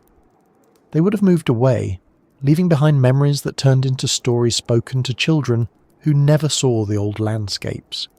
Generations later, the details softened while the core meaning survived. The world once changed in a way that overwhelmed everything familiar. Some groups described these events as punishments from the sky. Others saw them as demonstrations of nature's power. The interpretations varied, but the root experience may have been the same. Land lost to water, resources shifting, and families forced to move. Over time, the story became a myth, not because it was untrue, but because it no longer matched the current landscape. When people looked around and saw stable coastlines, the idea of rising waters seemed too distant to explain literally, and so it was remembered symbolically. Stories about darkness and cold may point to periods of dramatic climate change. Long winters appear not only in regions prone to harsh weather, but also in areas where ancient climate patterns suggest sudden cooling. If a volcanic eruption reduced sunlight across wide areas, generations living through the aftermath would have struggled to describe the experience using only the language and knowledge available to them. They might speak of a sky that dimmed unexpectedly, or seasons that stretched longer than they should. These details became oral histories passed down long after the direct physical evidence faded. Similarly, myths of fire descending from the sky could reflect memories of meteor showers, volcanic ash glowing in the atmosphere, or lightning-driven wildfires that spread across landscapes not accustomed to widespread burning. A dramatic natural event becomes easier to remember when wrapped in a compelling story. If people needed to teach their children to stay cautious during certain environmental conditions, a myth could do the work of preserving a lesson without requiring precise scientific details. The presence of these similarities across widely separated cultures raises an interesting question. How much of our ancient memory is embedded in myth? Some researchers propose that humans carry a form of inherited cultural memory, not through genetic inheritance, but through repeated storytelling patterns that survive longer than any physical record. When a story resonates strongly, it persists. It may change shape, but its core survives transitions, migrations, and resets. This pattern becomes particularly clear when examining stories about migration. Many cultures describe ancestral journeys prompted by environmental changes. Some speak of leaving ancestral homelands due to drought. Others recall long travels triggered by changing animal migrations or shrinking resources. These stories often match what we know from archaeology about population movements. People didn't move randomly. They followed patterns influenced by climate, food availability, and environmental shifts. Their stories preserve emotional truths that align with what science has uncovered about early human movement. Not every myth reflects a real event, though. Some stories emerged purely from imagination, or from attempts to explain natural phenomena without any historical foundation. But even these tales can hint at how people experience their environment. They reflect fears, hopes, and observations. In this way, myths act as cultural markers that connect us to the mindset of early humans, helping us understand how they processed resets that altered their world. One of the most intriguing aspects of myth is how it compresses time. An event that unfolded over centuries becomes a story lasting only a few minutes. Generations of gradual change become a single dramatic moment. This compression doesn't erase the truth behind the story, it makes it easier to pass along. When a land bridge slowly submerged over hundreds of years, a community might remember it as a single event, the day the sea came in. The reality was slow, but the memory captured the essential truth. The world changed, and people had to move. Some myths describe the earth shaking or the ground opening. These may echo memories of earthquakes or volcanic activity. Even minor seismic events can leave strong impressions when they disrupt daily life. Over time, the story becomes part of a culture's explanation for why certain landscapes look the way they do. They might not know the geological details, but they remember the disruption.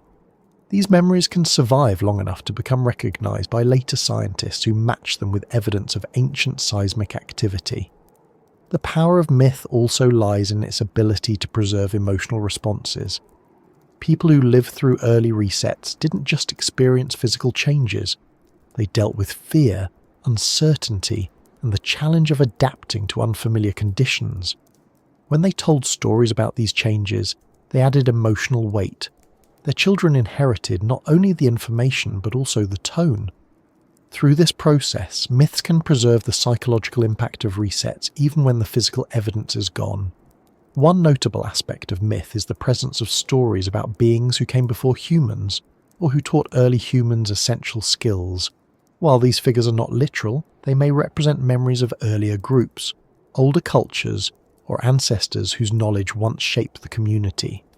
For example, a story about a wise figure teaching people how to use fire might preserve the memory of a real moment when fire use first spread through a region. The figure becomes symbolic, but the knowledge they represent reflects real historical change. As societies grew more complex, myths expanded. They incorporated social values, laws, moral lessons, and explanations for natural processes. But beneath these layers, some stories retained elements of ancient resets. Floods, fires, migrations, and long winters didn't vanish from narrative. They remained embedded in cultural foundations, showing that the earliest human experiences continued to influence later generations. This persistence demonstrates how deeply resets shape identity. It's important to note that myth does not provide exact historical timelines. It doesn't tell us precise dates, names, or locations. Instead, it offers patterns. And when those patterns align across continents, they hint at shared experiences rooted in actual events. Researchers don't rely solely on myth to reconstruct history, but they compare myths with geological, climatic, and archaeological data.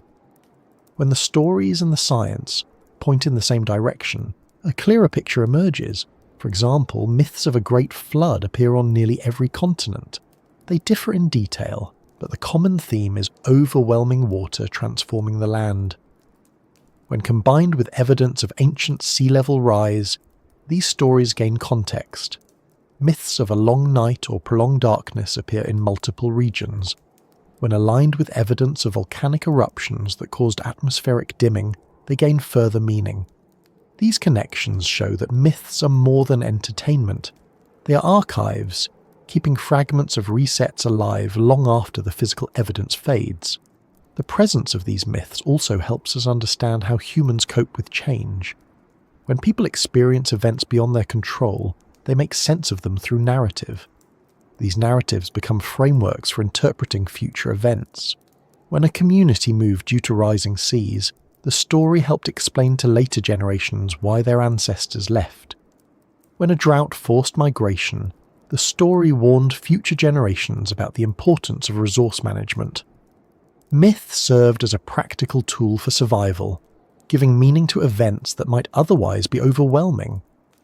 Another important function of myth is preserving lessons. Even if the original event is forgotten, the lesson remains. A story about a flood may include warnings about building too close to water. A story about fire may carry guidance about handling tools safely. A story about dark skies may reinforce the importance of preparation. These lessons become part of cultural identity, teaching future generations how to respond when similar challenges arise. In this way, myths contain resets not just as memories, but as guidance. They show that humanity has always used stories to prepare for uncertainty. Instead of relying solely on observation, people turned wisdom into narratives. These narratives helped communities adapt more effectively when facing similar situations. As resets accumulated, myths grew richer. Each generation added details based on their own challenges. Some stories merged, others diverged. The result is a tapestry of narratives that reflect both ancient experiences and ongoing adaptation. When we read myths today, we see echoes of countless resets, some environmental, some social, some technological. They stretch across time, connecting early human experiences to later civilizations. These stories also reveal how humans perceive continuity. Even when a civilization fell or a landscape changed, the stories persisted. This persistence gave communities a sense of stability despite change. It allowed people to feel connected to ancestors long gone. creating a chain of meaning that extended across generations. In this way, myths acted as bridges between past resets and future challenges. They carried the memory of what came before, helping people prepare for what might come next. Understanding the resets hidden in myth and memory broadens our view of human history. It reminds us that early humans were not lost or confused. They observed their world carefully and created systems for preserving essential information. Their stories were tools for survival. And even though the details may be wrapped in symbolism or shaped by imagination, the core truths remain relevant. They show that adaptation, awareness, and resilience have always been part of humanity's story. With these echoes of the past carried through narrative, we can see how the next chapters of human history unfolded, not through myth alone, but through the gradual return of stability, the rebuilding of communities, and the continual rediscovery of ideas shaped by all the resets that came before. Some parts of human history reveal themselves not through discovery, not through exploration, and not even through survival, but through moments where humanity nearly brought itself to a halt. When people think about existential danger, they often picture meteors, floods, or towering volcanic eruptions. But there have been times when the greatest threat to humanity didn't come from outside. It came from us. These moments weren't always dramatic. Some unfolded slowly, shaped by decisions repeated across generations. Others were sudden, shaped by conflict or imbalance. Together they show how fragile our species has been at different points in time, even after we'd already become capable, widespread, and creative in ways earlier ancestors never imagined. A useful place to begin is with the earliest evidence of conflict among human groups. Before people built cities or states, communities were small. They were shaped by shared survival, cooperation, and mutual dependence. But even in those early environments, competition existed. Groups sometimes fought over territory, resources, or hunting grounds. These conflicts were limited by the size of the groups involved. With only dozens of people in a band, the impact of a conflict, although serious, couldn't threaten the entire species. Still, these early tensions planted a seed. Cooperation was essential for survival, but so was defending resources. Humans learned both skills simultaneously. As populations grew and societies became more complex, the potential consequences of conflict grew with them. When a small community struggled, it affected only that group. But when larger societies formed, their collapses or confrontations had broader effects. One of the earliest examples of large-scale danger came from resource exhaustion. Communities that expanded rapidly sometimes consumed resources faster than they could replenish them. Forests cleared for fuel or agriculture might not regrow quickly enough. Soil used too intensely could become infertile. When communities relied heavily on a few key resources, any disruption could escalate into widespread problems. Consider a large settlement built near a vital river or fertile plain. For generations, the people living there rely on predictable patterns of rain, harvest, and seasonal movement. But then the climate shifts slightly. Rainfall changes. The river floods differently. A series of lean harvests appears. In isolation, these shifts might be manageable, but within a dense, growing population, the consequences intensify. Food shortages lead to strain. Strain leads to conflict. Conflict spreads. People begin moving, searching for new land, putting pressure on neighbouring societies. A small disruption becomes a wide-reaching reset. These cycles appear repeatedly in early human history. Another danger emerged from the development of powerful social structures. When humans organised into larger societies, roles became more specialised. Leaders held authority. Systems developed for decision-making, trade, and coordination. These structures made complex civilizations possible, but they also introduced new vulnerabilities. When leadership made poor decisions, the consequences could affect millions. When trade routes faltered, entire economies could collapse. When governments focused on growth without considering long-term sustainability, environmental degradation followed. Some societies collapsed due to overexpansion. They stretched themselves thin, managing lands too vast to control effectively. When disruptions occurred, drought, conflict, disease, they couldn't maintain stability. These collapses weren't just political events. They often led to significant population reductions, as people left cities that could no longer support them. In some cases, the surrounding environment changed so drastically that the region couldn't sustain large populations again for centuries. Disease became another major force of reset once human populations reached greater density. In small groups, an illness might affect several people and then fade because it couldn't spread widely. But in early agricultural societies, dense living conditions allowed diseases to flourish. People lived near domesticated animals, which introduced new pathogens. When communities grew large enough, illnesses could spread rapidly, overwhelming populations. There were outbreaks that killed significant portions of entire regions, long before written history documented the details.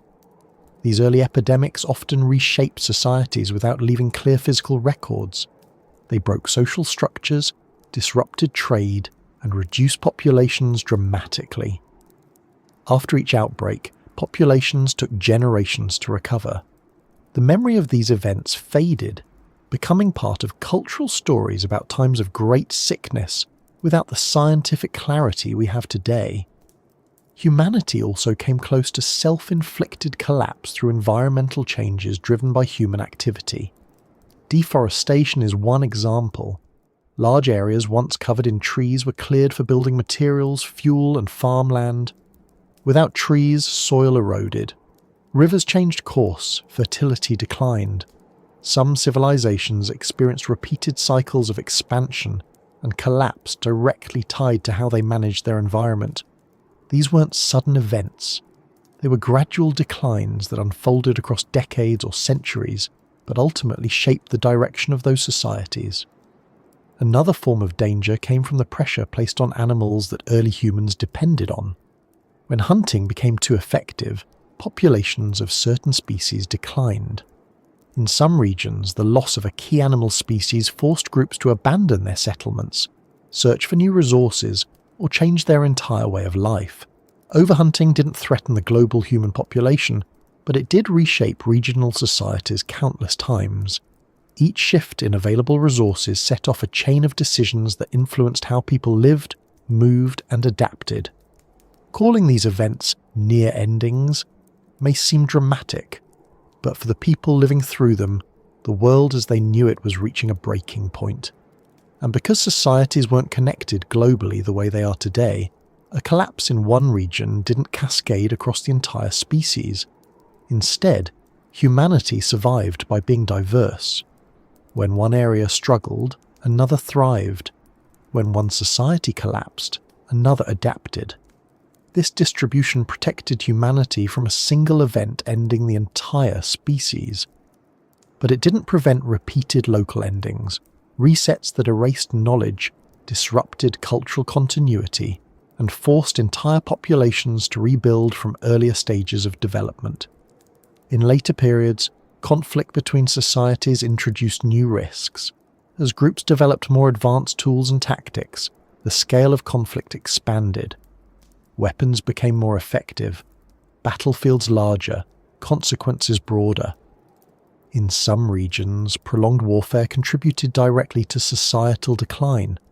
Resources once used for growth were directed toward conflict. Infrastructure suffered. Trade routes became unsafe. These cascading effects contributed to repeated collapses. Some societies became so weakened by internal conflict that they couldn't withstand environmental changes that might otherwise have been manageable. A drought that could have been survived in stable conditions became catastrophic in a divided society. This combination of internal and external pressures shaped many of the major resets that occurred throughout ancient history. The root cause wasn't just the drought or the conflict. It was their intersection. There were also moments when societies achieved remarkable innovations, but used them in ways that created long-term danger. Early forms of metalworking introduced stronger tools and weapons, but extracting metal required significant resources. Forests were cut to fuel furnaces, mines disrupted landscapes. Communities dependent on these materials sometimes overexploited their environment. When the local ecosystem could no longer support the demands placed on it, collapse followed. Looking across the long arc of history, it becomes clear that humanity repeatedly walked near the edge of self-inflicted danger. Yet these moments weren't solely destructive. They also produced opportunities for adaptation.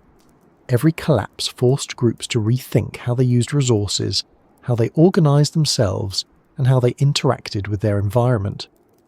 In many cases, societies rebuilt with new approaches, learning from previous mistakes even if they didn't frame it in those terms. These repeated brushes with collapse played a role in shaping cultural practices. Warnings embedded in myth often reflect the consequences of past decisions. A story about a city ruined by greed might preserve memory of resource mismanagement. A story about a mountain that became angry could reflect ancient volcanic activity that disrupted entire regions. The moral layers added later don't erase the possibility that these stories capture real danger faced by earlier generations. One example of near-ending situations comes from early cities built in regions dependent on complex irrigation systems. When these systems worked, they supported large populations, but they required careful maintenance. A single miscalculation could lead to salinization of the soil, making farmland unusable. A shift in a river's path could disrupt the entire system. Societies that relied heavily on these water networks sometimes collapsed when the system failed, forcing large populations to disperse. Another example involves societies that grew rapidly due to access to abundant resources. For several generations, they thrived, but over-reliance on those resources eventually created vulnerabilities. When the resources declined, the society had no backup plan. Combined with external pressures, this led to rapid collapse. These societies left behind ruins that appear grand and sophisticated, but their histories reveal precarious foundations. Diseases introduced through expanding trade networks also created serious risks. Once societies became interconnected, pathogens spread more easily. Early trade routes linked distant regions, and with them came illnesses that populations had no immunity to. These epidemics didn't end humanity, but they caused significant declines in population, contributing to societal weakening. The interconnectedness that supported growth also carried hidden vulnerabilities. During these periods, humanity demonstrated a consistent pattern. People adapted through movement, innovation, or social restructuring. Groups that could shift their strategies survived. Those bound too tightly to rigid systems struggled. This interplay between flexibility and fragility determined which societies endured resets and which faded. Even after writing emerged, offering a way to preserve knowledge across generations, societies remained vulnerable. Written knowledge required stable institutions to maintain it. When those institutions faltered, writing could be lost, libraries burned, records decayed, scholars displaced. This meant that even cultures with sophisticated knowledge systems could lose essential information. In several cases, societies emerged centuries later with less knowledge than their predecessors. They had to rebuild, repeating discoveries made long before. Looking at these patterns, it becomes clear that humanity came close to ending itself, not through a single dramatic moment, but through accumulated pressures. Floods or droughts alone were manageable. Conflict alone was manageable. Disease alone was manageable. But when these forces combined with fragile social or environmental systems, the result could be devastating. These combinations produced the resets that shaped human history. Yet despite these risks, humanity continued moving forward. Not in a steady upward line, but in cycles of growth, contraction, adaptation, and transformation. Each reset cleared space for new ideas, new systems, and new ways of living. People learned, even if they didn't consciously preserve the lessons.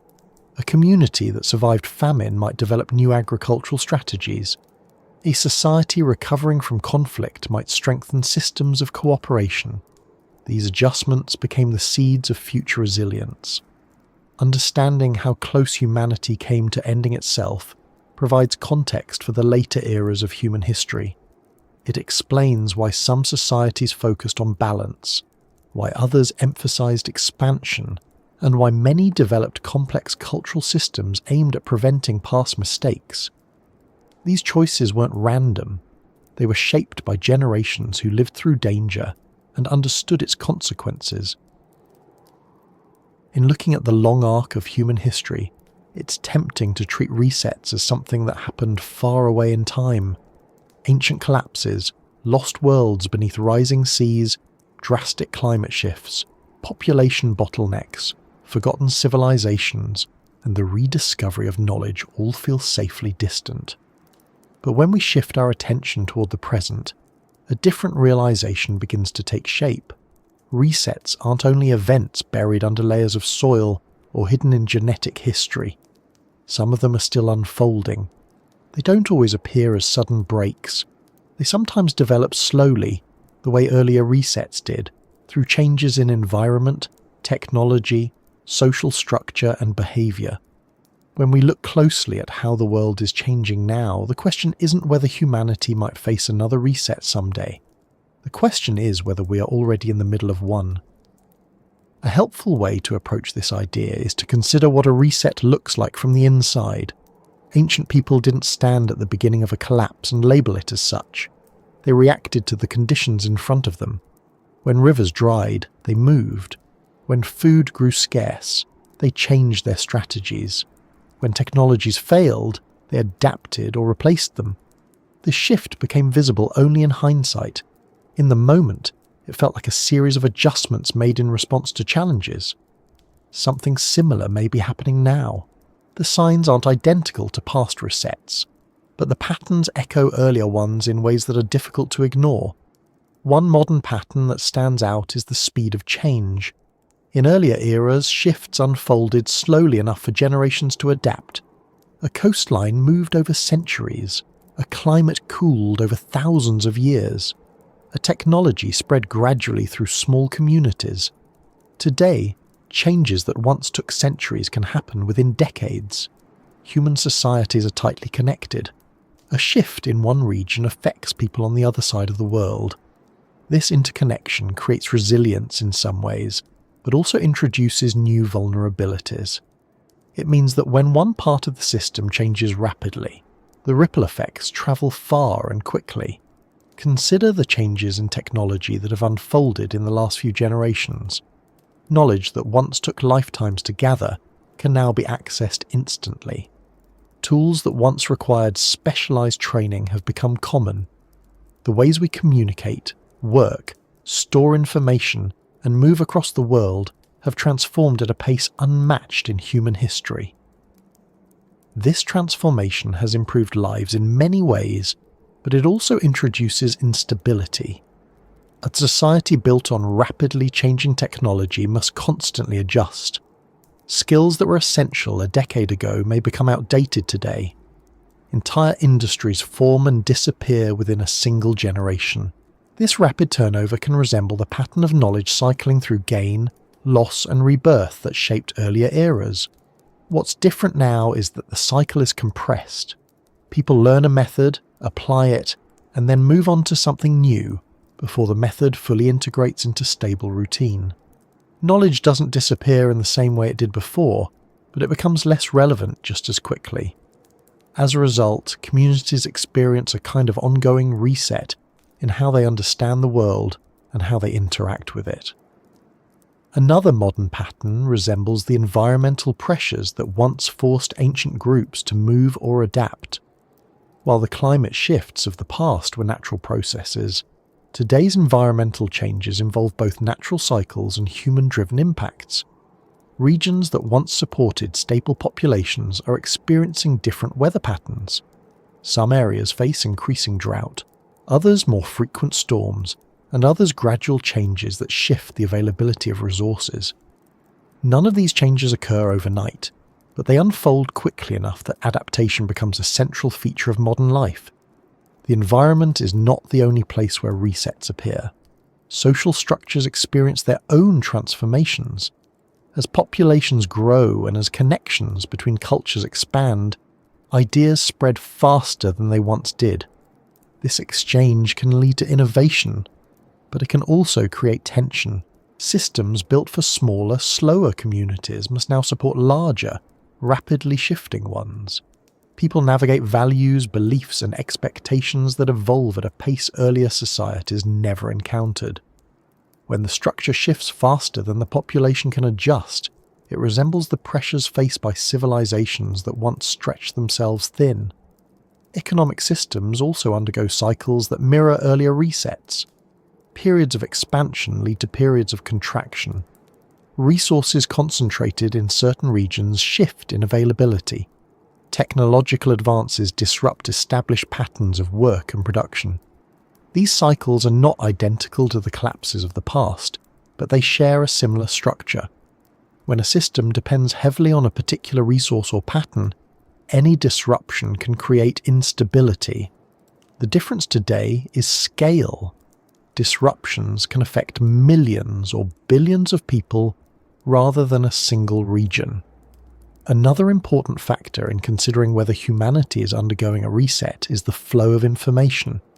In ancient societies, information moved slowly.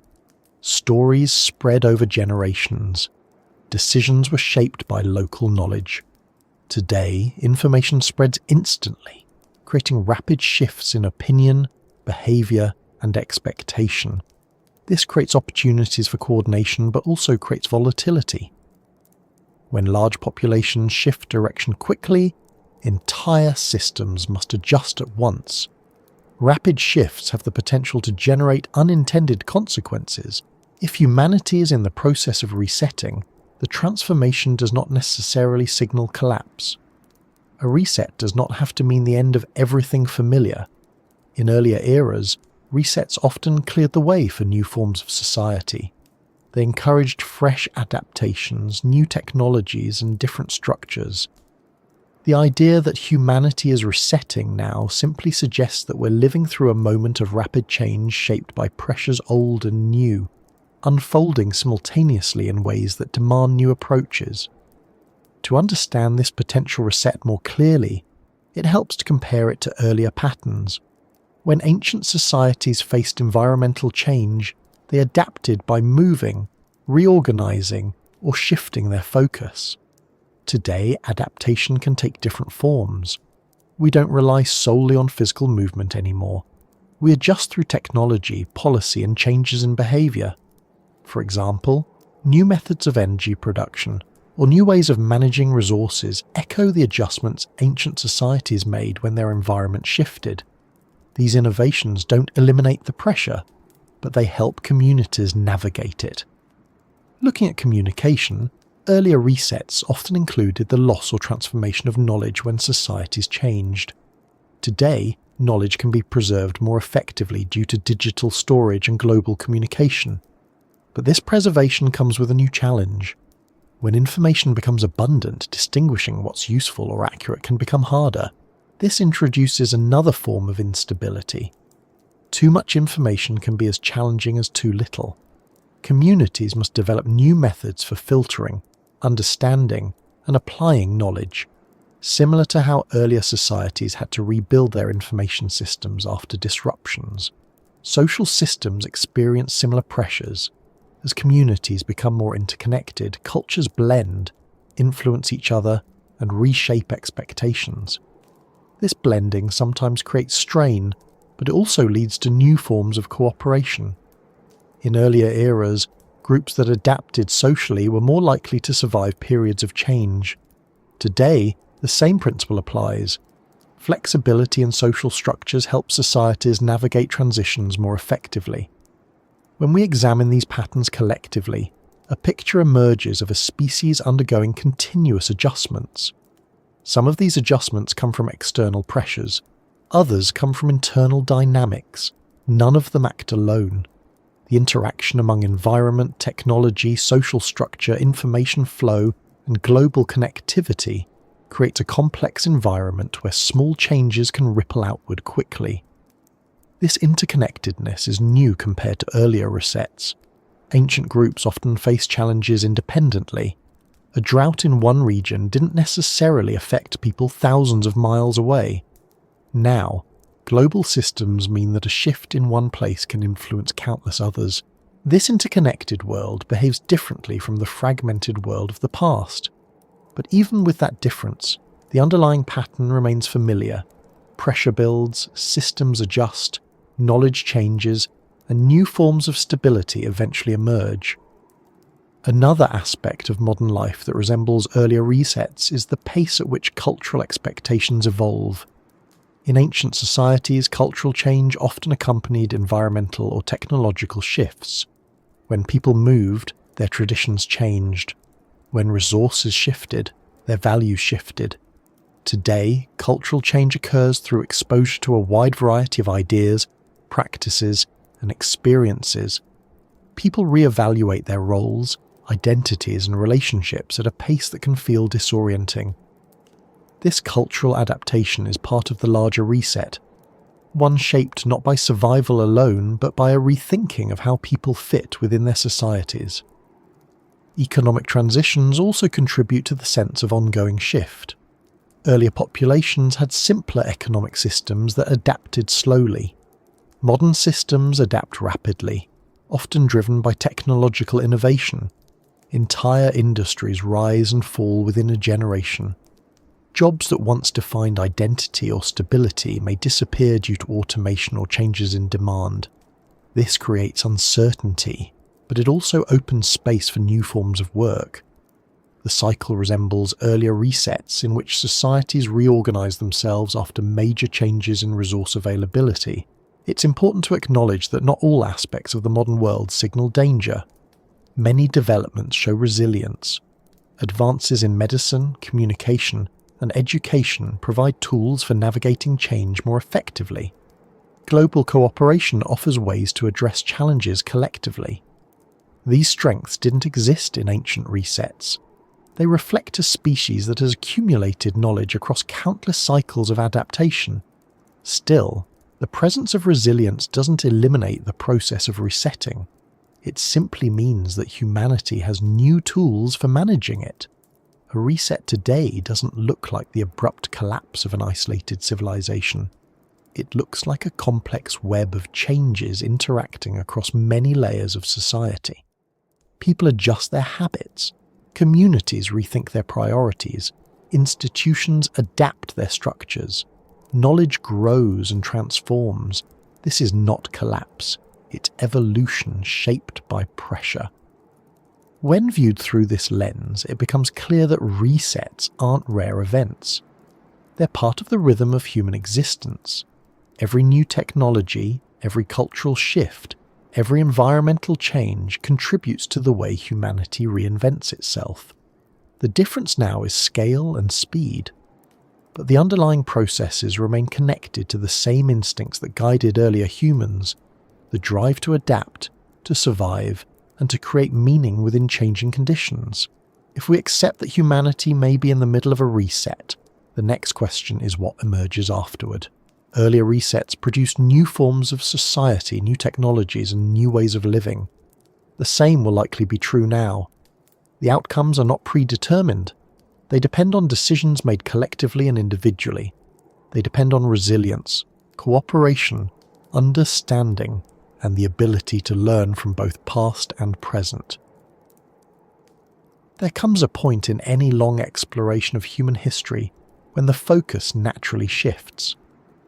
After moving through countless resets, near collapses, forgotten worlds, sudden shifts in climate, lost knowledge, and quiet recoveries, it becomes useful to pause, not to conclude anything, but to steady the perspective and see what has carried humanity forward through all of it. When we set aside the details of each era and look instead at what stayed with us, patterns begin to appear. They aren't dramatic, they aren't loud, they don't demand attention, but they are there in every age, guiding people through disruptions they didn't always understand. These patterns reveal something about what survives, even when the world changes in ways that force societies to rebuild from the ground up. One of the clearest things that endures across resets is human cooperation. The earliest groups depended on each other for survival. They shared food, taught skills, and protected one another. When conditions changed through cold periods, migrations, or environmental pressures, cooperation made the difference between groups that survived and groups that faded. Even when populations dwindled to small numbers, the basic pattern persisted. People formed bonds, relied on shared work, and created systems to support each other. This wasn't a coordinated strategy. It was a natural response to the demands of survival. Cooperation isn't something humanity invented during civilization. It is something humans carried with them long before written records and long after societies changed. Another enduring element is the drive to understand the world. Early humans observed patterns in nature, even without scientific terminology. They noticed animal migrations, seasonal changes, and the movement of the sky. They experimented with tools, fire, plants, and shelter. This curiosity continued through every reset. Even when knowledge was lost, the desire to rediscover it remained. People didn't stop asking questions just because a society collapsed. They approached new environments with the same instinct to observe, test, and learn. This drive shaped each recovery, pushing communities to rebuild not exactly as before, but in ways adapted to the new world they found themselves in. We also see continuity in the way humans maintain social memory. Whether through oral traditions, carved images, early writing, or modern records, people have always preserved pieces of their experiences. Stories became a method of carrying insight across generations. Even when the factual details of an event faded, the emotional meaning persisted. Myths that survived for thousands of years were often rooted in real challenges or transformations. Communities didn't have to remember every detail of a reset to remember what mattered. They held on to lessons, warnings, and reflections in forms that could endure through time. There is also remarkable consistency in how humans adapt their surroundings. From shaping stone tools to building shelters suited to specific landscapes, early groups developed ways to make their environments more livable. Later societies expanded this instinct into agriculture, water management, and construction. Even when large civilizations collapsed, the next groups often reused the foundations or ideas left behind, reshaping them into new forms. Adaptation wasn't limited to material objects. It extended into social systems, belief structures, and daily routines. People found ways to adjust their habits when conditions changed, and those adjustments often became part of the cultural fabric passed on to future generations. Another pattern that persists across resets is the way humans respond to uncertainty. Whether facing floods, droughts, migrations, or unfamiliar environments, societies developed frameworks to help people manage the unknown. Sometimes these frameworks were practical, building reserves of food, developing new tools, organizing communal work. Other times they took the form of cultural practices, rituals, or shared meanings that provided psychological stability. Even groups facing extreme pressure found ways to create continuity, using traditions and shared narratives to give structure to their experiences. Innovation is another constant thread. Despite setbacks, people continue to create new tools, new strategies, and new systems. Even when populations were small and resources limited, they found ways to improve their circumstances. This wasn't always dramatic. Often it was gradual experimentation that strengthened the ability of communities to survive. Innovations didn't always spread quickly. Sometimes they were lost and rediscovered later.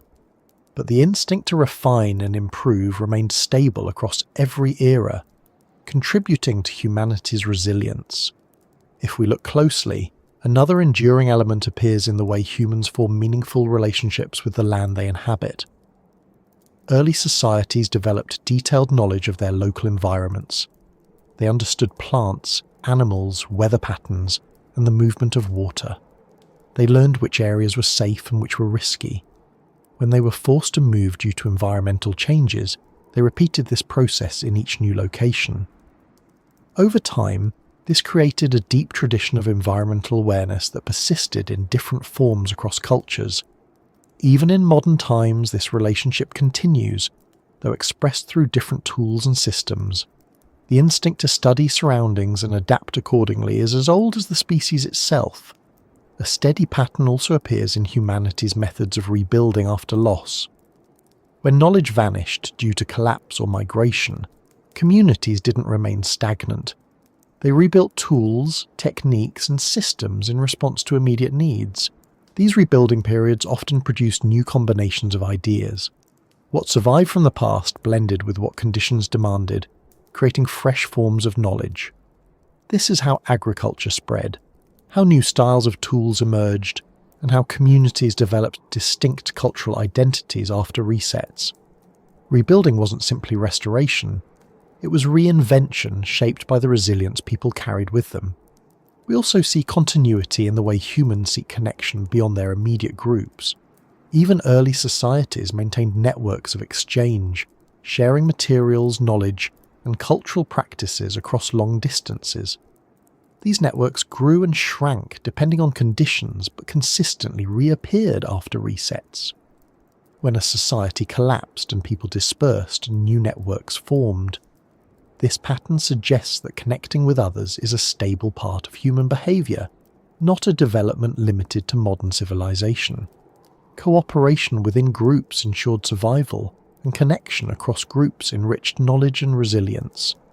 Another enduring quality is humanity's capacity for problem solving. In periods of scarcity, people developed new methods of hunting, gathering, crafting, or storing food. In periods of conflict, they created strategies for negotiation, defense, or alliance. In periods of environmental stress, they modified their shelters, tools, and daily routines. These problem-solving habits carried forward even when historical knowledge didn't. They became embedded in the way people approach challenges. The specifics changed, but the underlying instinct remained. We also find consistency in how humans create meaning. Even when societies were small and isolated, they developed ways to understand their experiences.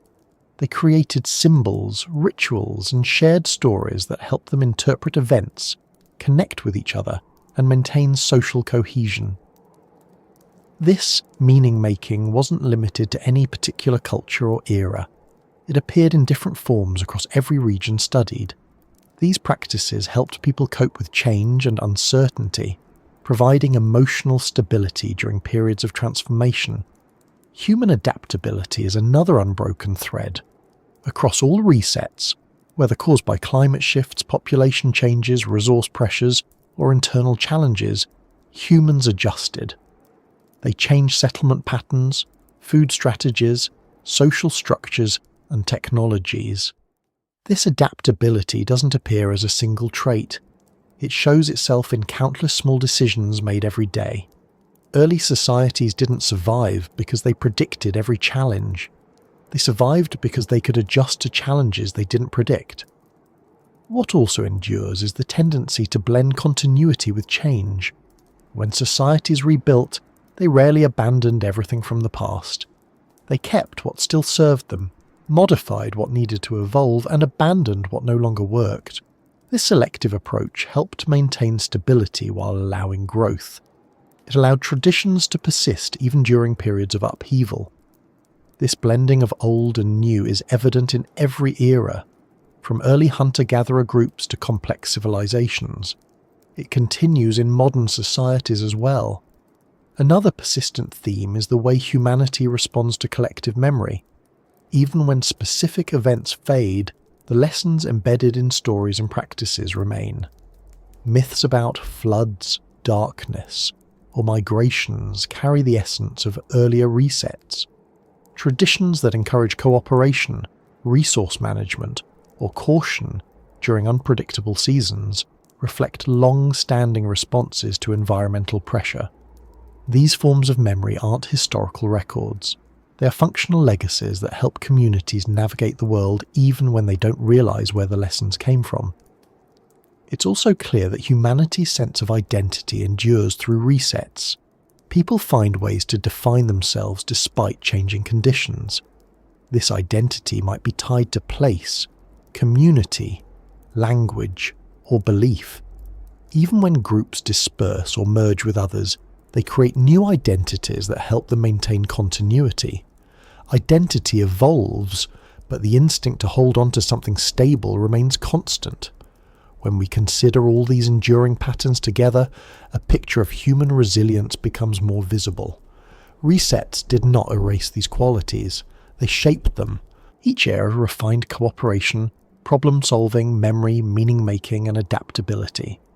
These qualities strengthened across generations, allowing humanity to face new challenges with the accumulated experience of many past transformations.